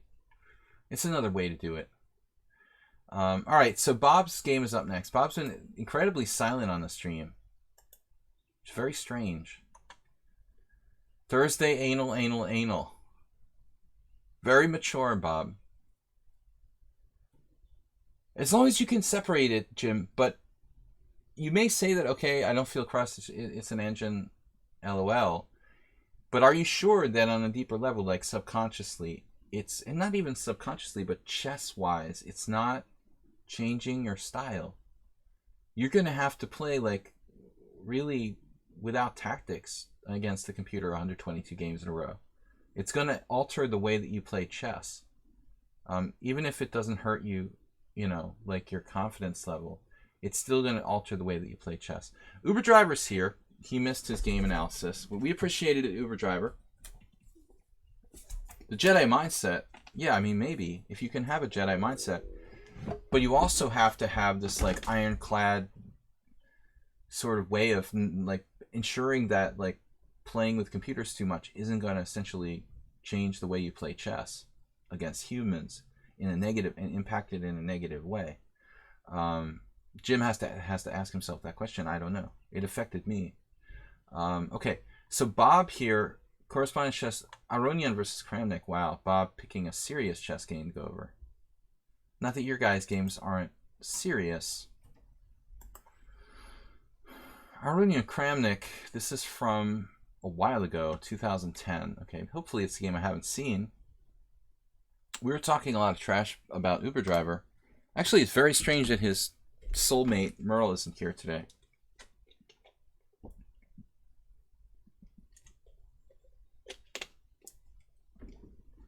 What's up, guys? My subscriber stream.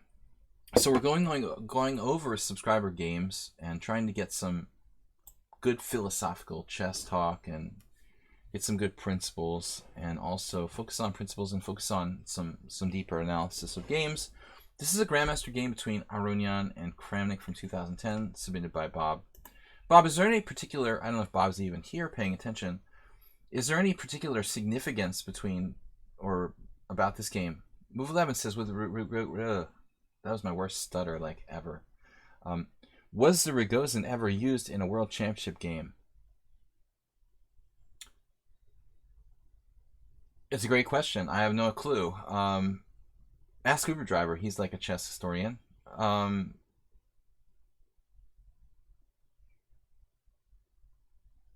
what I want to say was Aronian never got to play for the World Championship. Perhaps if he had lived up to his potential, we would have already seen a World Championship with the Rogozin. But because this is 2010, I mean, even prior to that, Aronian had really been one of the players who was promoting the Rogozin, one of the early promoters of the Rogozin. This is the proper Rogozin, by the way, like d4, knight f6, c4, e6, knight c3, bishop b4, knight f3, d5. I do wonder, what does it say here? Rogozin defense. Okay, what about this? If we go d4, d5, c4, e6, knight c3, and bishop to b4.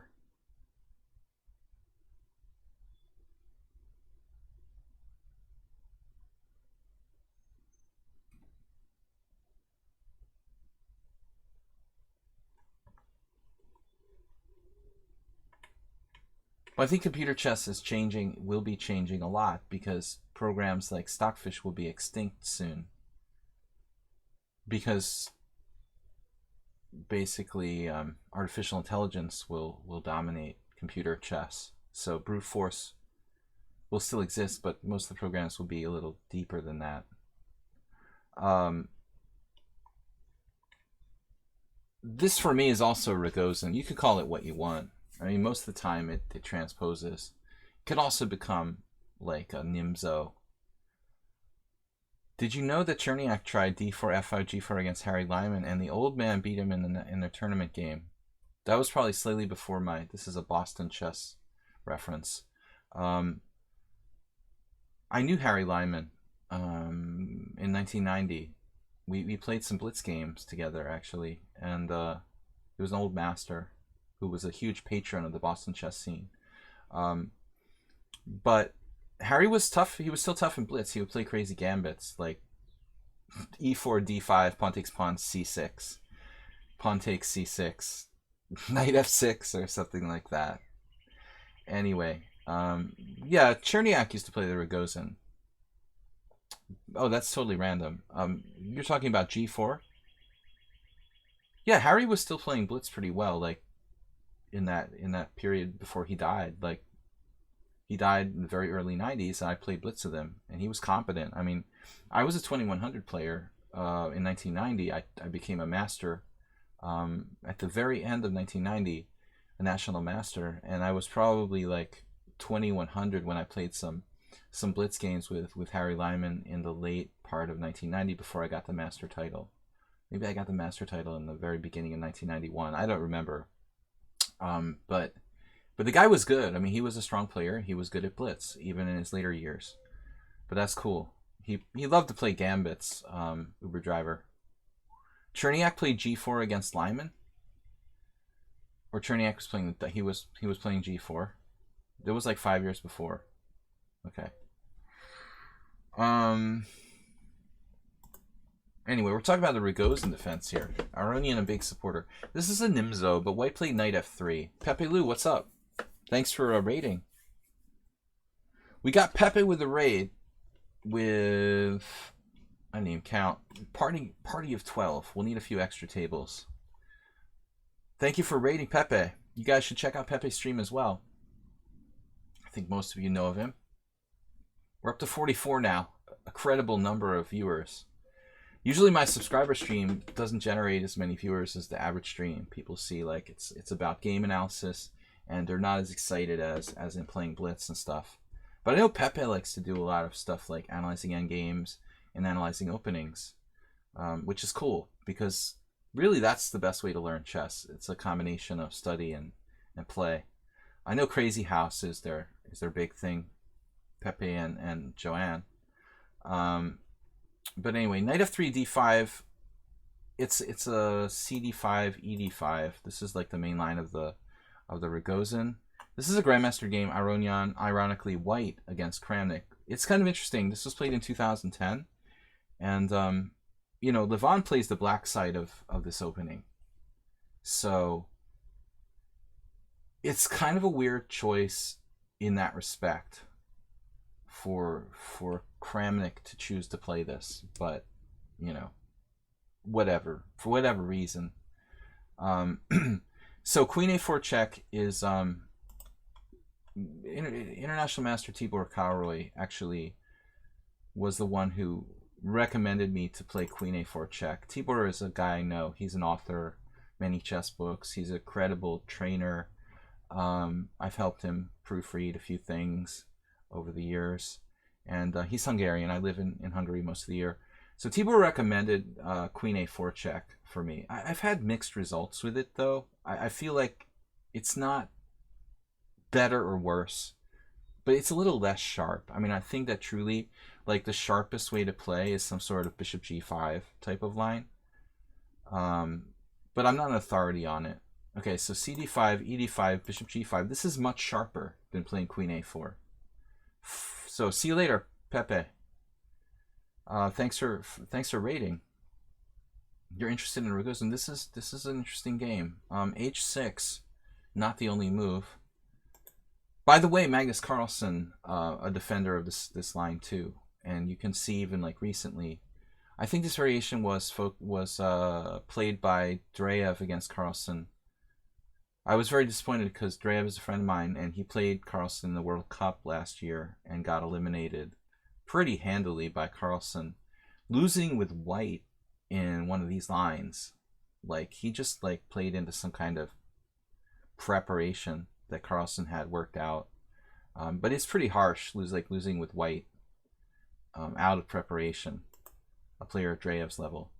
Anyways, like, bishop takes f6 here is safer for white to give up the bishop. This is an interesting move, bishop h4 though, and g5 is definitely playable. I don't play bullet chess, Mr. Pickles, so I don't do that. Is there a title tournament with non-bullet? Okay, bishop h4. I really am not in form to play even like in a 3-minute tournament, to be honest. I have a lot going on. c5, d takes c5, knight bd7, and this could even transpose to some sort of queen's gambit. I mean, I guess the Ragozin is a queen's gambit essentially. There is some sort of 3-0 sometimes lately. Rook c1, queen a5. I'm not familiar with this variation. This reminds me a little bit, actually, move 11 would appreciate this. Or you're thinking about playing the Ragozin move 11 because you were playing the Vienna variation before. Very closely related. This is not really a well-known variation. You can see there's like 20-some games. So some kind of like special preparation by Kramnik, I guess, to get like slightly off the beaten path. And now a3. An incredibly risky move. I mean, if you look at the situation, white's under a lot of pressure on this diagonal. I would be focusing on like development. I mean, if it was a blitz game, I guess I would play this. Maybe 94 is already too much of a problem, though. There's a game, my friend Anna Ushanina taking out Pakidze. Good for her. But she was the women's world champion. Credible result. A3, apparently dubious according to the engine. Bishop takes c3, rook takes c3, and this the computer doesn't like. I don't trust Stockfish in terms of opening prep, though. Let's analyze this a little further. I mean, there's 6 games here, and all good players playing white. I'm not trusting Stockfish here. Rook takes c3, 94, b4. So it's an exchange sack, kind of cool. Now he takes c3, queen a1, queen a4, queen c3, and now castles. G7 was hanging. This is all home prep, and I don't think the Stockfish really kind of appreciates what's going on there. Only 4 games, and all around the same time between 2011 and 2010. You don't know there might be older games that just got forgotten by the creators of the Opening Explorer. Many times I'm going through some game from an old book and I put it into the Opening Explorer and it's just not there. Some like, oh, nothing major, just like a game from the Soviet Championship 1941. Soviet Championship from 1941 should be considered like a highly important game, both historically and in terms of strength of play. Yesterday I was going over like a Botvinnik game and it just wasn't in the Opening Explorer. Lots of things like that. So that's why you need like a commercially available chess base. Standing in line at McDonald's and it was refuted. Alright, anyway, it's a nice exchange sack. Highly likely this is all home analysis, though, by both sides, possibly. There was a series of games. Look, Aronia and Kramnik, Leno Kosenseva Women's Championship, and then there's like Maciej against Sacco from the Polish Championship. There's no way of knowing, and another fault I have with, unfortunately, I don't mean to cry about the Opening Explorer. It's a free program. It's not free to lichess though. I believe they have to pay for it. I don't know how it works, if they just buy it once or they have to like sustain a membership fee to get the Opening Explorer. But my one thing about the Opening Explorer that I don't like, it would be nice if there was like a date more than the year, if it would give like the month or the day of when the game was played, because you get a lot of questions about like which one of these games was played first. It would be interesting and important to know which was played first of these 3 games. It's actually very relevant if you're researching an opening. So b5. This is Bob's submission, but we have extra time because we didn't have so many submissions today. So I don't mind. b5, knight takes c5, queen takes c5, and bishop f5. I mean, to me, this feels like all computer preparation all the way.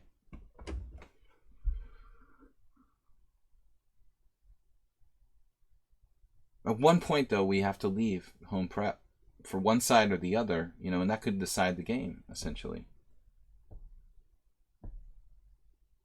Maybe this is the point, Maybe this is the point. Like, Kramnik was better prepared than Aronian.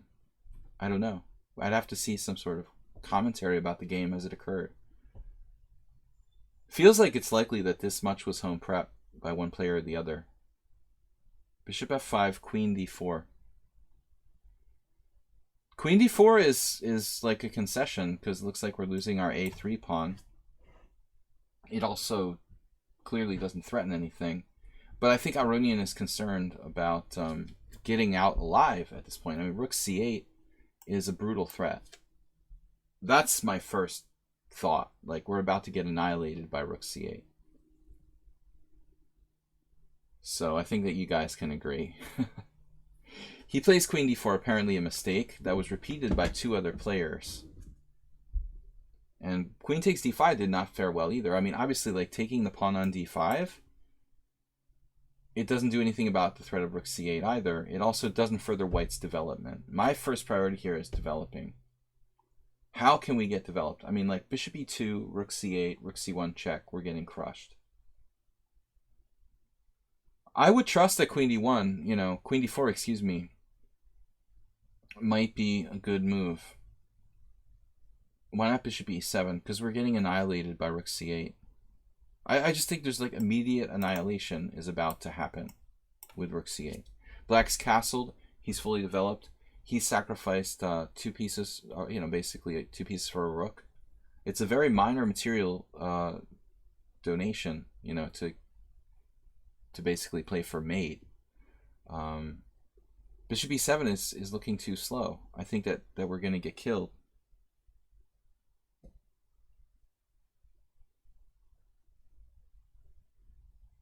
So I'm thinking like Aronian plays queen d4. Black, I assume, doesn't want to trade queens. He'll take on a3. I don't remember seeing this game before.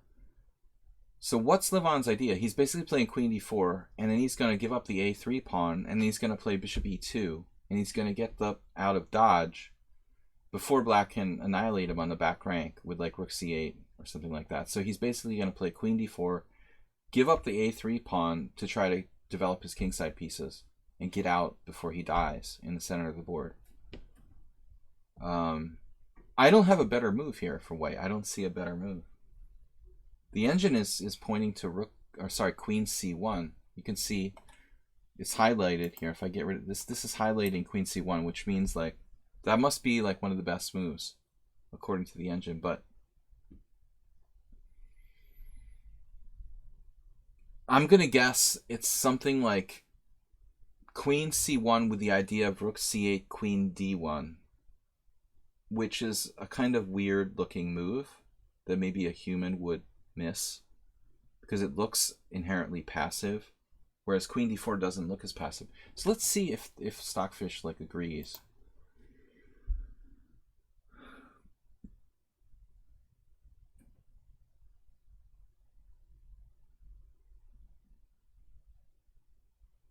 So the idea apparently isn't queen d1, it's like to play queen a1.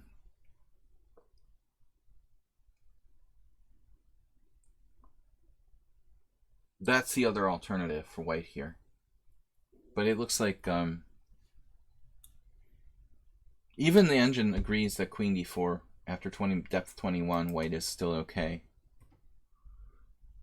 So I don't know why this was given like a question mark by Bob's analysis. Bob must have like a slow computer or something. Queen d4. Maybe a very fast computer. This is not a blunder. This is actually, it looks like a reasonable move. So you got to give up the pawn. Then he tries to develop. That's given a dubious now. I don't think it's dubious. Maybe it's just deeper analysis. Let's go back and see.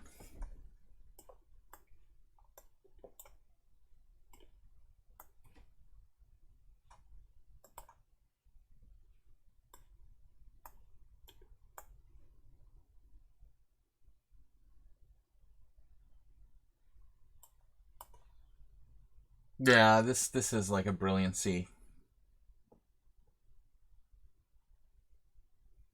That's an awesome line. He could sack, and I would think that Levon was capable of seeing this. You know, it's very possible he actually analyzed this far. Even the h4 bishop's hanging now.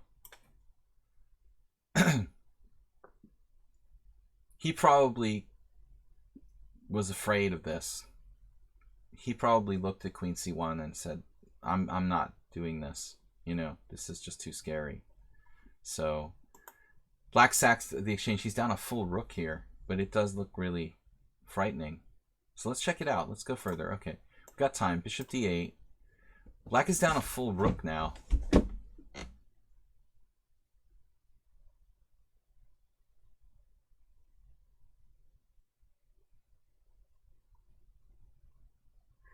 Obviously, there's no immediate threat, but I guess queen b3 looks pretty nasty. I mean, white is up a rook, but white is down 2 pieces. And the other piece is not doing anything. I mean, all of the white pieces are scattered. and they're not coordinated in any way. So this fact that white is up a rook here may be completely irrelevant if he's just about to get crushed by rook b2. There's, like, what's the defense to rook b2? That's going to be game over. These three pieces are coordinated, and that's all that matters.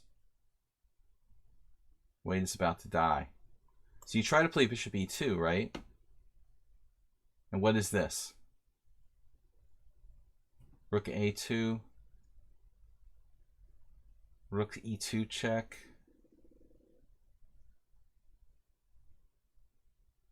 I keep saying, like, white's down a rook. But white's up a rook. White's not up a rook. White's up a bishop. It's not that much. I mean, probably the best move is to, like, rook b2 and castle. And then rook takes e2. Equal material. That's, like, literally probably the best thing white could do there.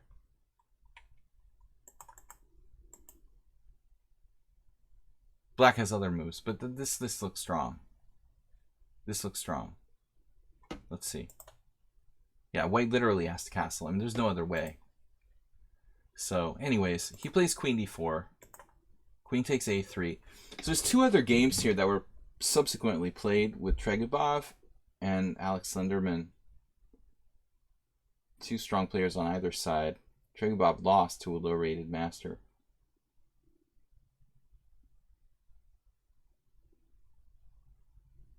All right, so Stockfish is pointing to g4. I mean, that move is, like, extremely risky, looking like desperation, but, you know, possibly the computer will find the best move by force. I guess it really might be the best move. Well, it might be the situation where it's, like, the only move, you know, but it's not a move that an Aronian, like, wants to play. Like, Levon is a positional player at heart, and he doesn't like to play, like, risky, weakening moves unless it's the only choice, you know. He would like to win in a very solid way if possible. He does play some crazy games, but he's not playing for complications normally, although he will if it is demanded of the position. So bishop e2, solid developing move. Apparently a mistake. Yeah, the a-pawn's really strong. I mean, there's no way for a human to see to the end of this, though. You know, you can't blame, oh man, Aronian was such an idiot, you know, for losing with white if this works out to be a win for black. Because we can't see 20 moves deep. Kramnik and Aronian didn't really know what was going on at this point. They're just kind of, like, putting their faith in the position. So he trades queens. And this was, wow, so this was later. A different game, white played queen d2. I mean, either way is scary, but at least, like, taking on b4 devalues the pawn a bit.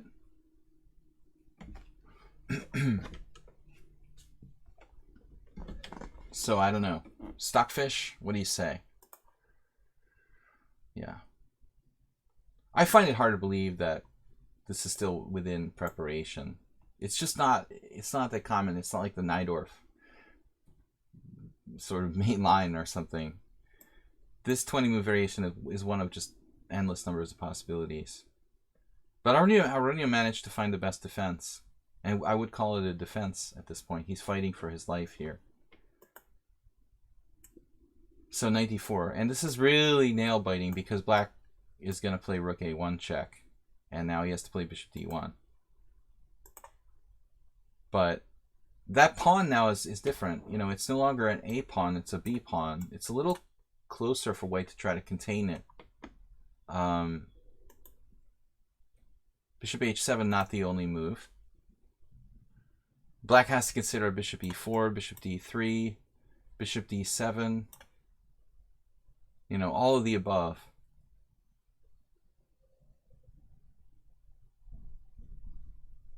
There's no b3, unfortunately.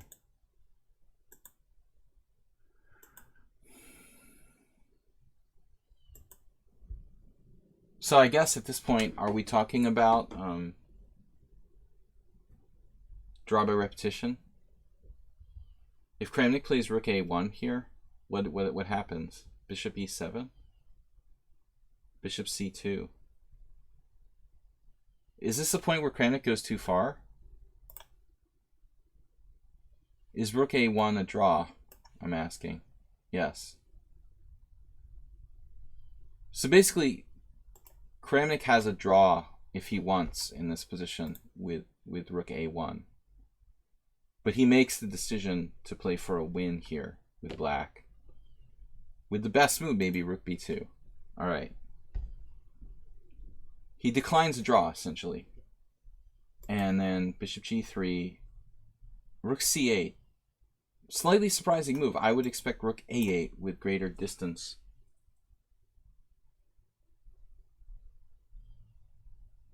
You would think rook a8. Kramnik is correct. So rook c8 is favored. I really have no idea why. I mean, it might be a long tactical variation. Rook c8, bishop e5, hitting the rook. Here, knight b3. And now white starts to set up semi-blockade. This is a key move. I think bishop c2 makes sense because he's isolating that knight. And the bishop d1 is a good defender. Someone said no bishop d3.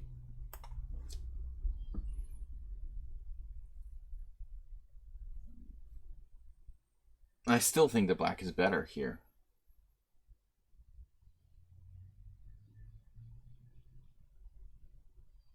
I would be terrified of that b pawn on b4.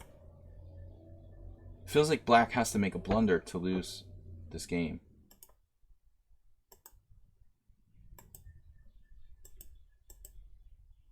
And that was it.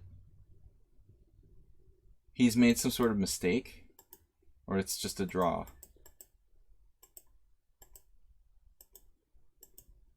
That's ugly, man, to have to play knight a1. Unbelievable. Ancient Gamer, welcome.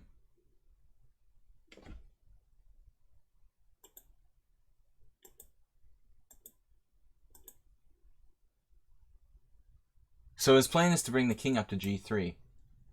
A different way of defending the f2 pawn to relieve the rook.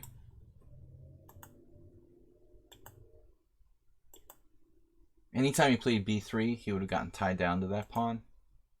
Now this is hanging, so he's willing to trade that. This is probably what Kramnik missed. You know, I guess. That's still not really an explanation, though.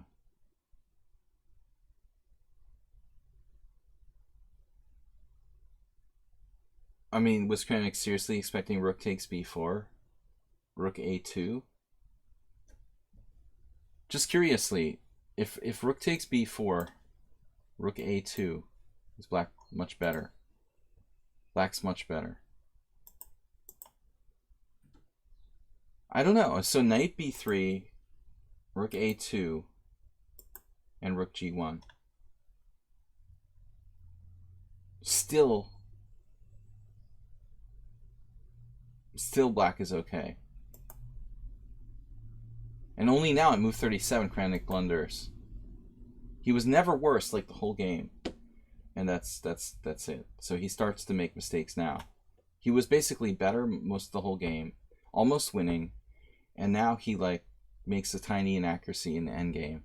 Man, that's brutal. It turns out the pawn on b6 is stronger than the pawn on b4 because it's one move closer.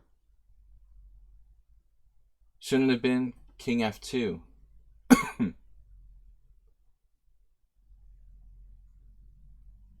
King f2 where? I mean, I didn't really understand. No bishop d3?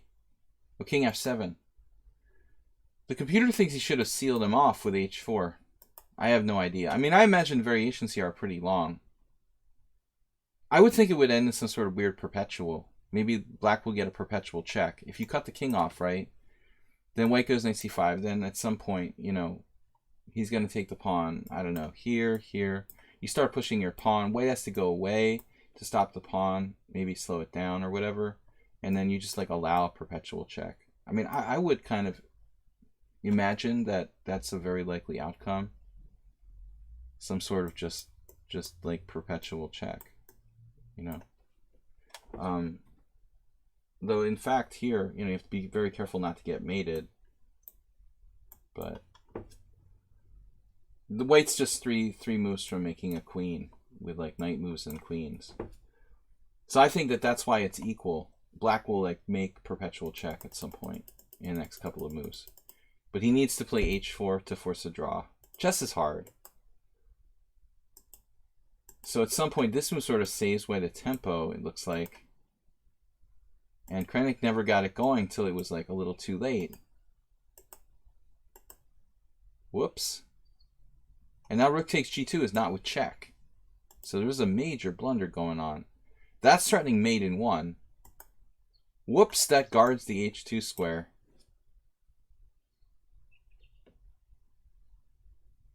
It's a catastrophe. So now he's going to take on g1, rook d1, check, and then promote.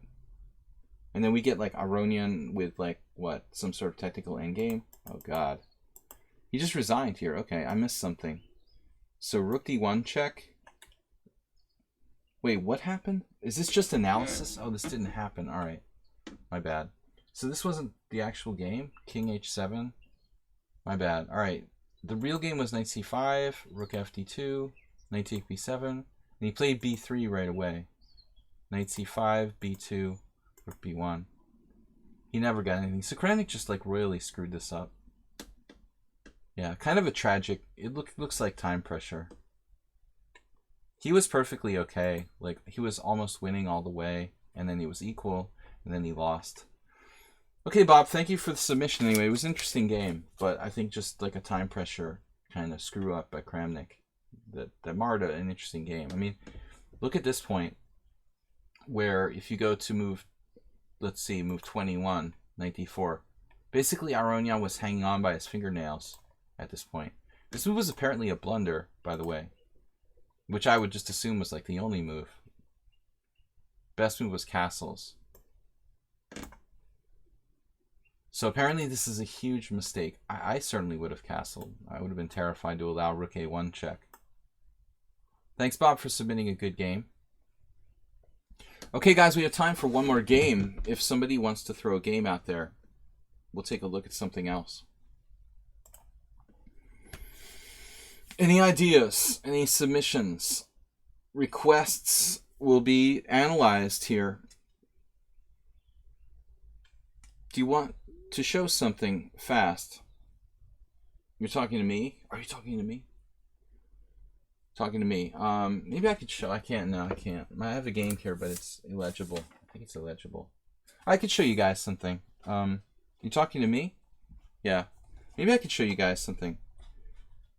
All right. Let's see if I can figure this out. This is just quickly. All right. Tools, analysis board. Did I add this game already? Maybe I did. Let me check. Maybe I added this? No, I don't think I did. No, I didn't add it. All right. We'll go to analysis board. This is a game I played against Edward Gufeld from 1994. 1995, my bad. It was January 7th, 1995. Gufeld was white. I haven't actually put this in anywhere. Knight f3, e6.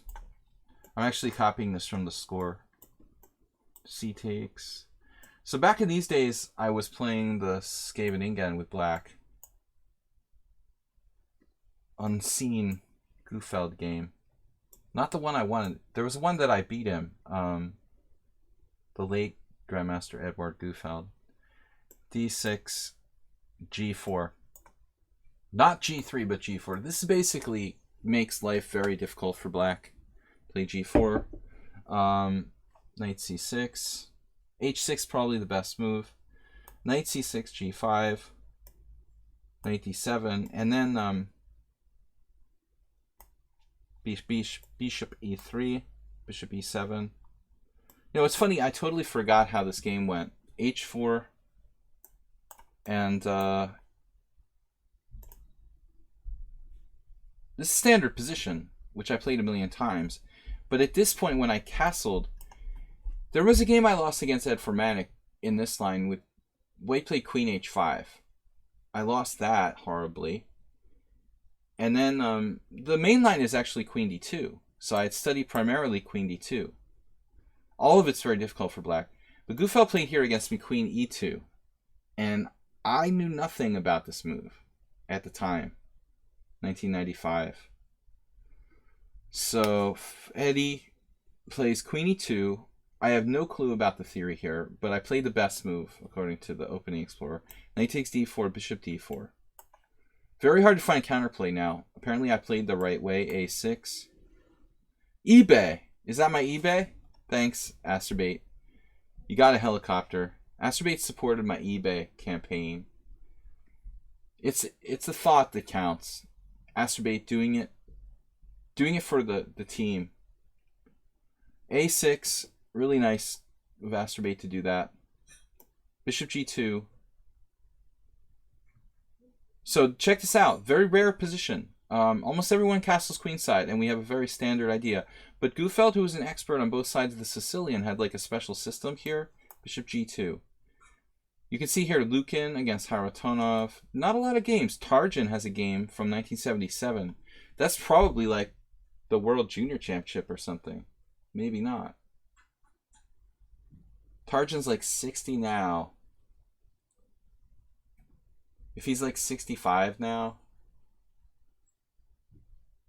40 years ago, it's probably not World Junior. Just some tournament. I don't remember if he won the World Junior. Anyways, not many games. So Big Ed against me. Here I played a dubious move, knight e5. I gave myself a dubious for this. I actually annotated the actual game score. It's my idea to bring the knight back to c6. I should have just gone with a natural move, b5, apparently. This is where I screwed up. So I play knight e5. We'll go through this quickly because we don't have too much time. It's a long game. Knight e5, f4, and Gufeld, just rolling with the pawns. We've actually transposed to a game from 2009. Knight c6, obviously. It's funny that this would be played. Gufeld Pascal from 1995 would be replayed in Fedorchuk versus Da Costa 2009.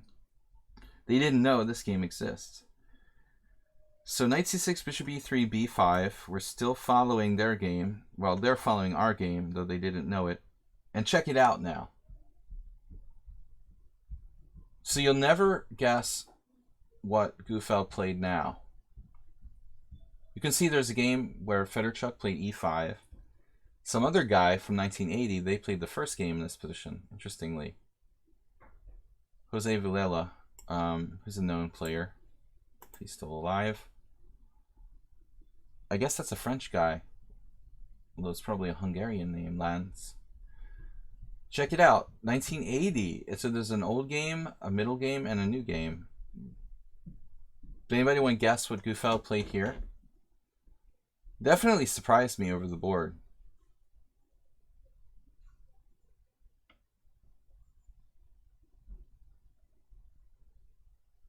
Just not what I was expecting. He just castled kingside. Let's see what Stockfish thinks about it. Plus 0.8.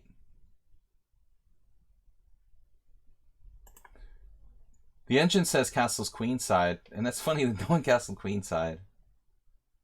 Stockfish thinks the best move is castles queenside. Gufeld castled kingside, and the other two games were different moves altogether.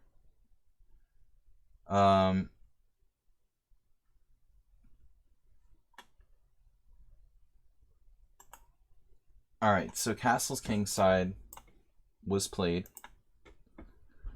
The only game with such move, queen c7 now. And I was still scared of this position. But Gufeld played conservatively. I was mostly afraid of f5. I don't know what I'm going to do about f5. Queen c7, rook a d1. f5 strong here. He played hesitantly. I played b4, and now knight a4, and then rook b8. And now he played h5. This is a good move. Maybe not as deadly as f5, but it's still a good move. I was terrified at this point. Rook e8, and now g6. And I thought, okay, I'm going to be resigning in a couple of moves.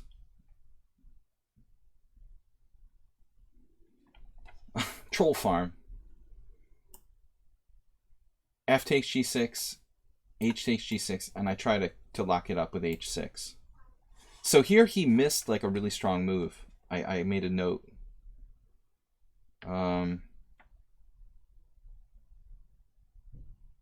But actually, Stockfish likes both.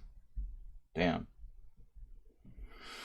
So my note from 1995 was that queen c4 is a strong move. But actually, it's close. He played b3. This might be stronger than the text. Yeah. Stockfish thinks it's close. Eddie played b3. Maybe this is the key move even. Even queen h5 apparently is a move. Gufeld played this. This was from a tournament in Hastings, by the way, in England. And now I played like an illegal move. No, this doesn't. Oh, he didn't play queen c4. My bad. He played b3, right? Okay. So now I defended like Marwa, our friend. Knight d8. This is a move that you never really want to play on the black side of Scheveningen. Knight d8, queen f2, bishop d7. This is the first time I've looked at this game in literally, by the way, 25 years, 24. Bishop d7, f5, and it looks like I'm getting crushed. I played rook f8. He plays knight b6. I played bishop c6. He played knight c4. It's like a nice positional play by white. And now I gave myself an exclamation point for something. I don't know why I gave myself an exclamation point at this point for rook b5. I was excited about the idea. I'm not sure it's objectively the best move. So this again is Edward Gufeld. Bishop f4. And now I played the really sick knight b7. It was a defensive masterpiece. Perfect timing. Brittany. Alright. Very relevant. So, I was expecting to lose this game, obviously. F takes E. But this is where he blundered. But it's a surprising move. Like, Big Ed was probably looking at, like, you know, he's looking at, like, bishop g5 or whatever. But what he didn't see was this. After this, suddenly the whole dynamic changes. And that's why I was proud of this game, because I got in rook b5, rook g5. So, all of a sudden, like, the whole picture changes. And Gufeld's like, why did I castle kingside? Rook g5, queen d4, and black has the initiative. Rook takes g6. I gave him an exclamation point for this move. And then I gave myself a question mark for bishop b5 now. And he like gains the advantage again with knight d5. And it kind of went back and forth. The computer found bishop f6. That's insane. So queen d8. And then we're in time pressure now. It looks like queen d8.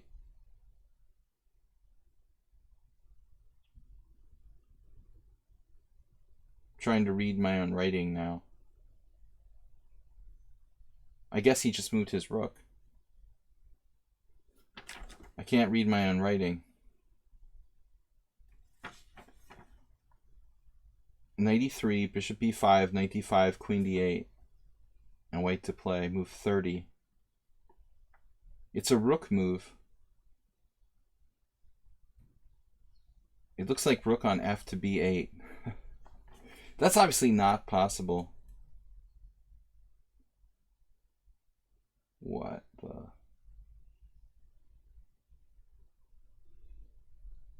Rook on f to b8? It'd be like rook f2. I took on e6 next move. The question is, where did he put it? Was it rook f2? I guess he played rook f2. I don't know. Can't read it.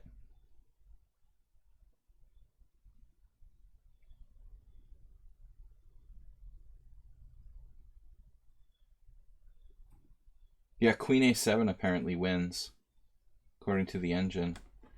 What, is rook f2 that bad? That would allow bishop h4. But I was probably in like really vicious time pressure here. So his only candidate moves are this. Let's just say he did that. I don't know. I took on e6.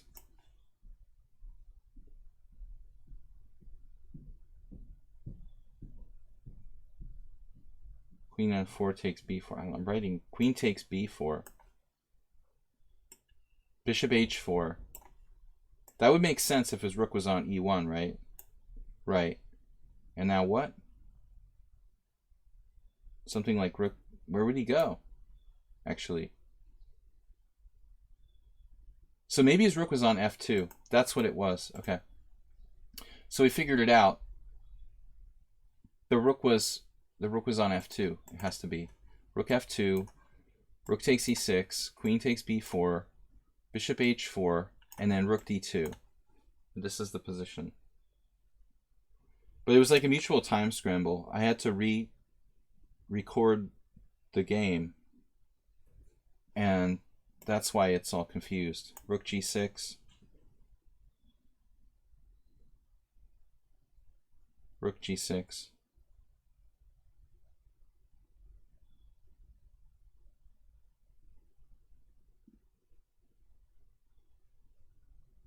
Man. Somehow my bishop got back on c6. Bishop c6, rook b5 here. Bishop b5 question mark. Knight d5, queen d8. Rook takes e6. The next move, bishop h4, bishop b4. Rook, no, maybe that's my mistake. I didn't play rook g6. Is it bishop c6? It's bishop c6. That's it here. So we got it now. Bishop c6. This is correct. Let's make this main line. I didn't play rook there. I played bishop c6. He played queen takes c4. I played bishop takes d5. And he played rook takes d5. It was better to play queen takes d5.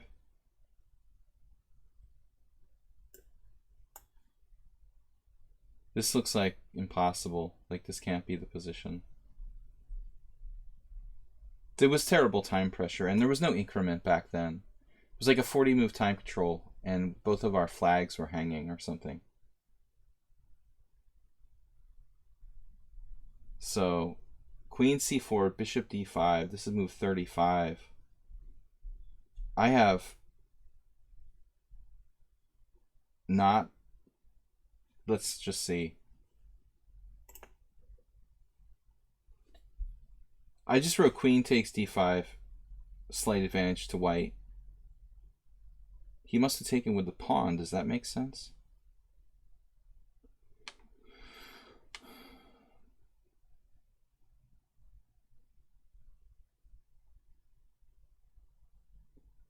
Man, somehow I'm exchanging rook on d5.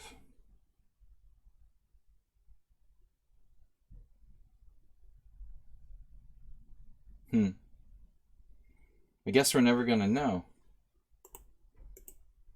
It looked like the right position. Bishop c6, queen c4, bishop d5.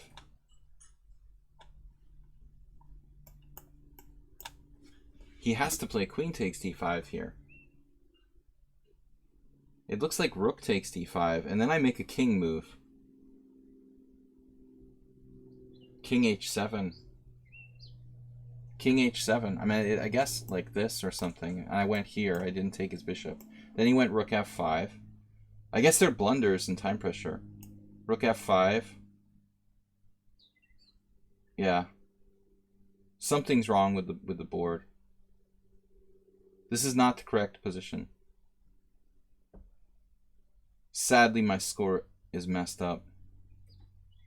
Because now there's like an illegal move. I'm very sorry, everybody. But it happens to all tournament players.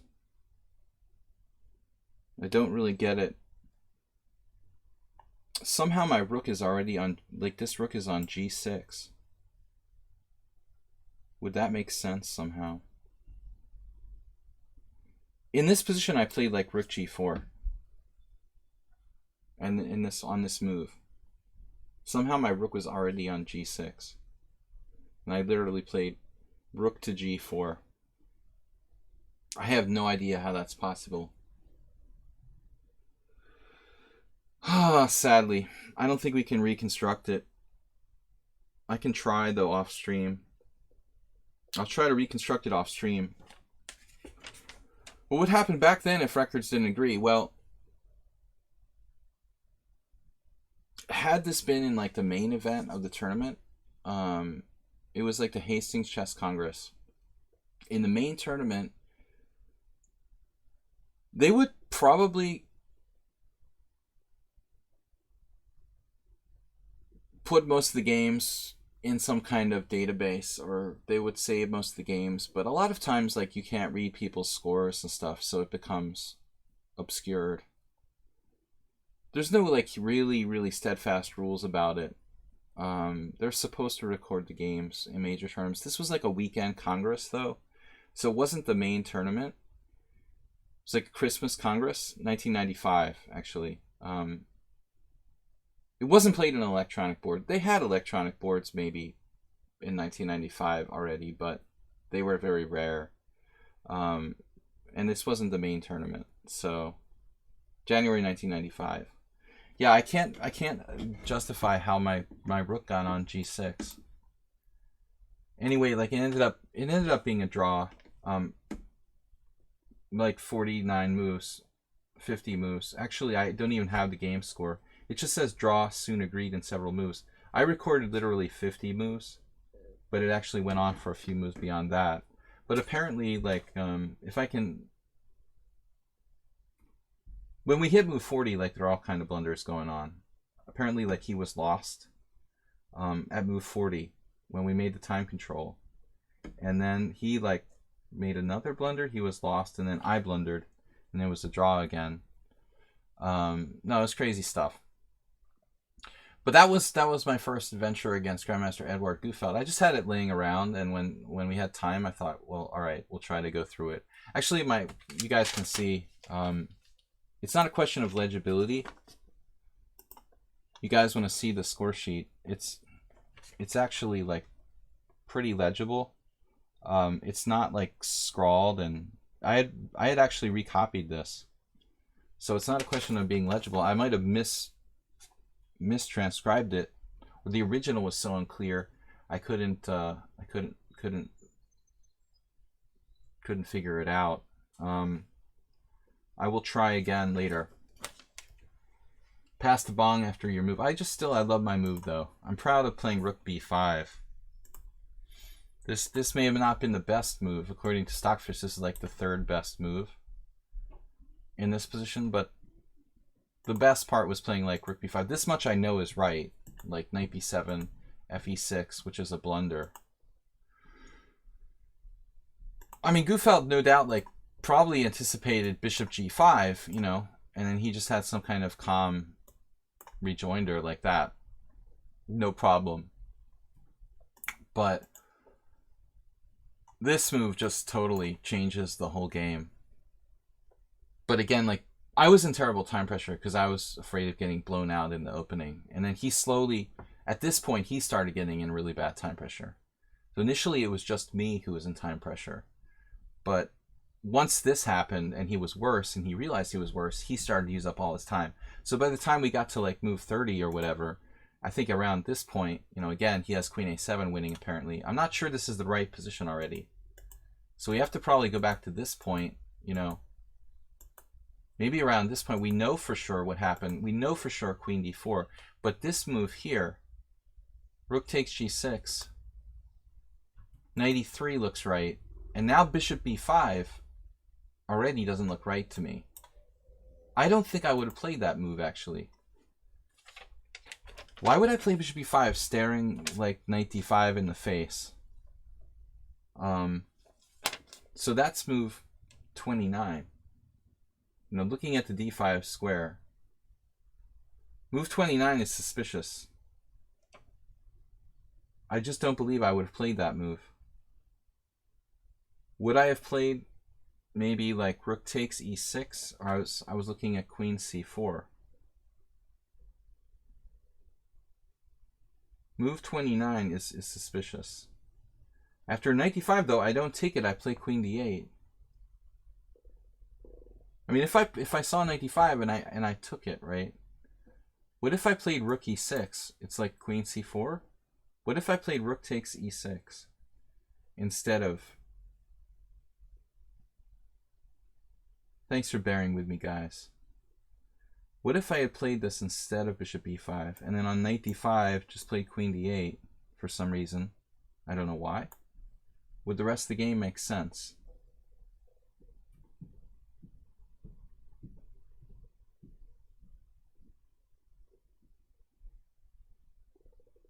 I don't know why he would play a rook move at this point. Anyway. I have queen a7 was like a winning move or something.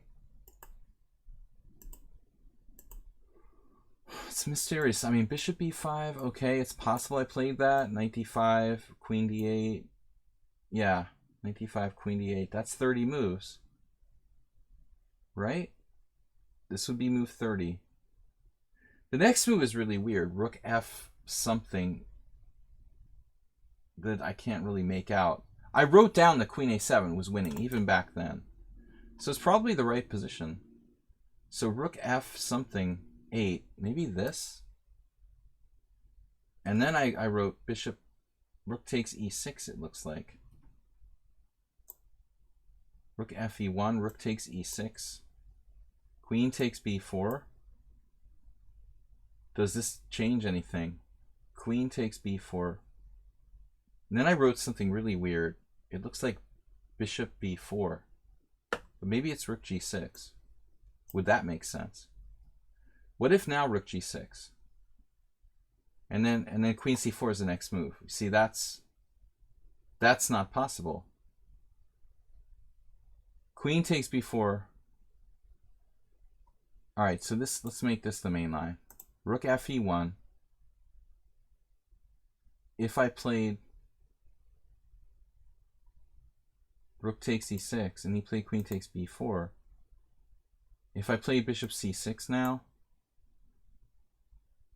would that make sense? This would be, where's my score?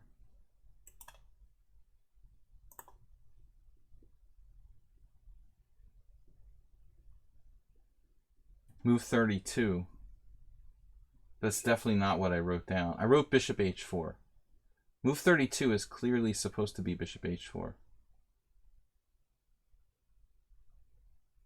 So say what? All right, so bishop h4. That's move 32. Let's make it main line.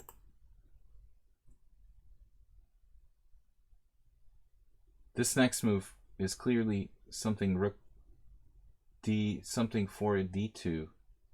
Can't be e2. Yeah, man, the other line makes more sense. Rook f2, rook e6, queen b4, bishop h4, rook d2. And then something here, rook g6, okay? But the white next move is queen c4. I mean, that's impossible unless I played... What I suspect is that I forgot a move, like I left out a move for white somewhere in the score sheet. Like it looks like rook g6, but then it says queen c4. You know what it must be? You know what it must be? Here. Now it makes sense.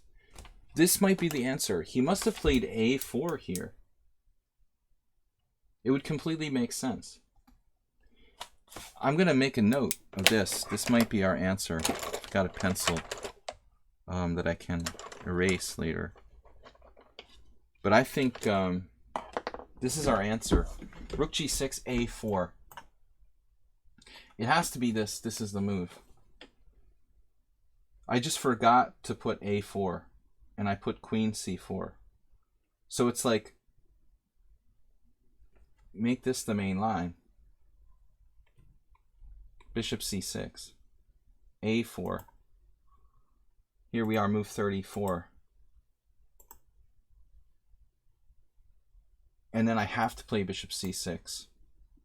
And then he played queen c4 now. That completely makes sense.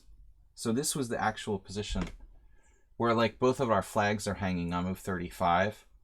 And I guess I could have played knight a5, but I just was scared. Does that make sense? Please make sense.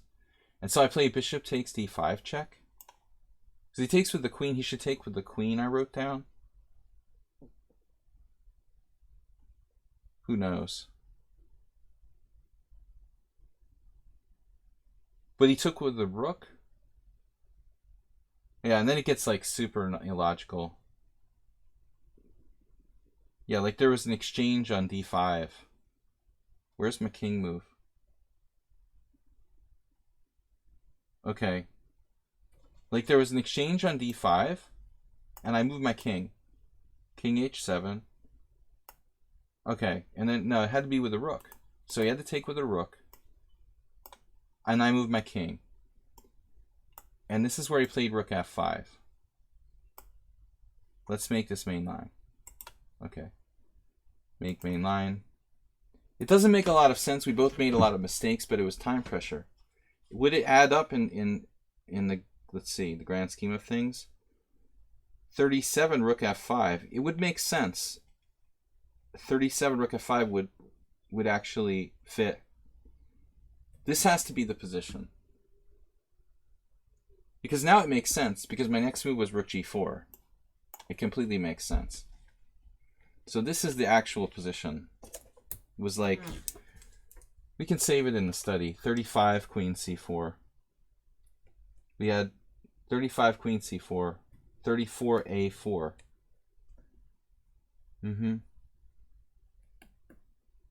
A4. And bishop c6. I just omitted those moves. And now we can see the end of the game. Stream a little over. So I give myself an exclamation for rook g4, and I said that black is slightly better here. But the end game is funny. Now we're about to reach... so this is the game with Eddie. Hastings Christmas Congress or something. 1995. It's going to get crazy now. It should be a draw or about equal, but now we're both flags hanging in, you know, with analog clocks, and no increment. So we're just like not even sure how much we have, less than a minute. Rook g4, and here I wrote rook f1, which is the best move. Rook takes f5. E takes f5. Bishop g3. Apparently he had this insane move f6 now, winning. So there's time pressure. I'm better. Here it is, move 39. We have 2 more moves to make time control. And I play bishop g3. Actually, I wrote here that he had a draw. Look, it turns out he has a win. 25 years later, we find this with the computer. I thought he was like equal. Turns out he's winning with move 40. So his flag is hanging. This is move 40. And he has f6 winning. But instead he blunders. Not only like not winning, but like losing. Queen e4. Maybe he's not losing, but he's worse after knight c5.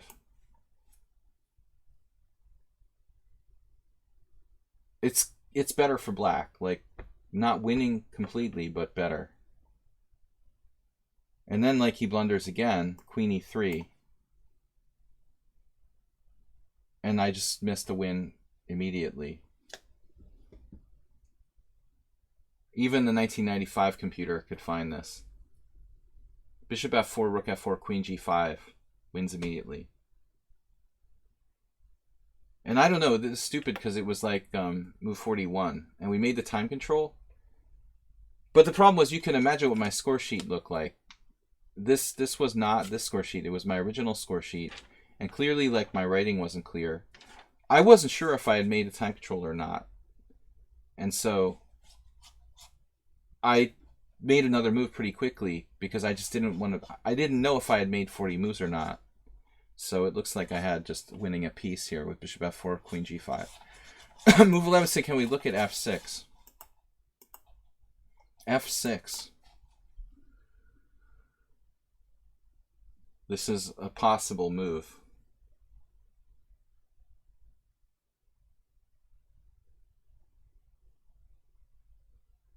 This is devastating. Queen f6, bishop e4 check, g6, and bishop takes g3. Oops. Rook takes g3, bishop back to g2, and there's a slight problem here. So now I would have had to sack the exchange with rook and lost, like, slowly. Maybe not so slowly, in fact. Well, here. Probably something like this. I'm just down the exchange. Basically lost. And I'm sure I would have lost it. So both sides made terrible time pressure blunders, one after another, in a sharp position. Yeah, bring back the analog clocks. So the end of the game is still not clear. He played queen e4, knight c5. I was better for a moment. Queen e3. I was winning now with bishop takes f4. Missed it. Instead, I played this tempting move, queen h4, which is close, but doesn't win a piece. Hard to resist. Bishop takes g3. Rook takes g3. Bishop f3. Or rook f3. It must have been rook f3. He trades pieces. So now Eddie is hanging on. Rook f3, queen f3. Queen and knight combination. And I played queen e1 check. We just had a whole bunch of repetitions now. Queen e5 check. King g1, queen e1 check. King h2. There was one king h2, queen e5 check, king g1, queen e1 check. So he played queen f1 now. Queen e3 check. Queen f2. I didn't want to trade my queen. So I played queen c1 check, king h2, and queen b2. Apparently. Still kind of a dynamic position. I didn't want to trade queens. I'm probably losing in the minor piece endgame. Queen and knight combination, very important. So this seems to be the end of... oh, there's one more move. Queen g3. And queen takes c2. It says draw agreed in several moves. I think at this point Ed made a... He made a draw by rep. With queen g6 check, probably. I play queen takes c2 and white can take a draw with queen g6 check, but the moves are not recorded. So I assume he made a draw by repetition himself at this point with some queen g6 check. But we're not sure about that. That has not been... Anyway. Alright, let's just save this. Study. New study.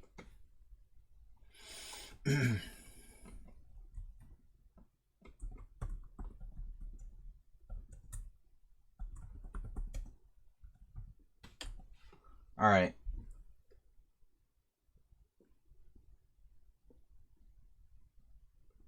I got it reversed though. I should call it Gufeld versus Sladgie. Anyway, guys, thanks for hanging out with me and decoding this game. At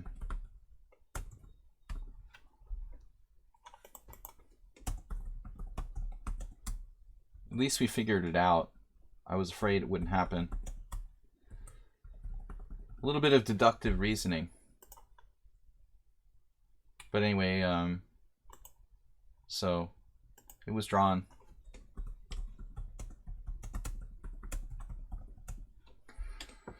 Thanks everybody for joining me. We'll see you tomorrow, 5:30 p.m. Blitz, and 5+3 Blitz, specifically, with all viewers here on my channel.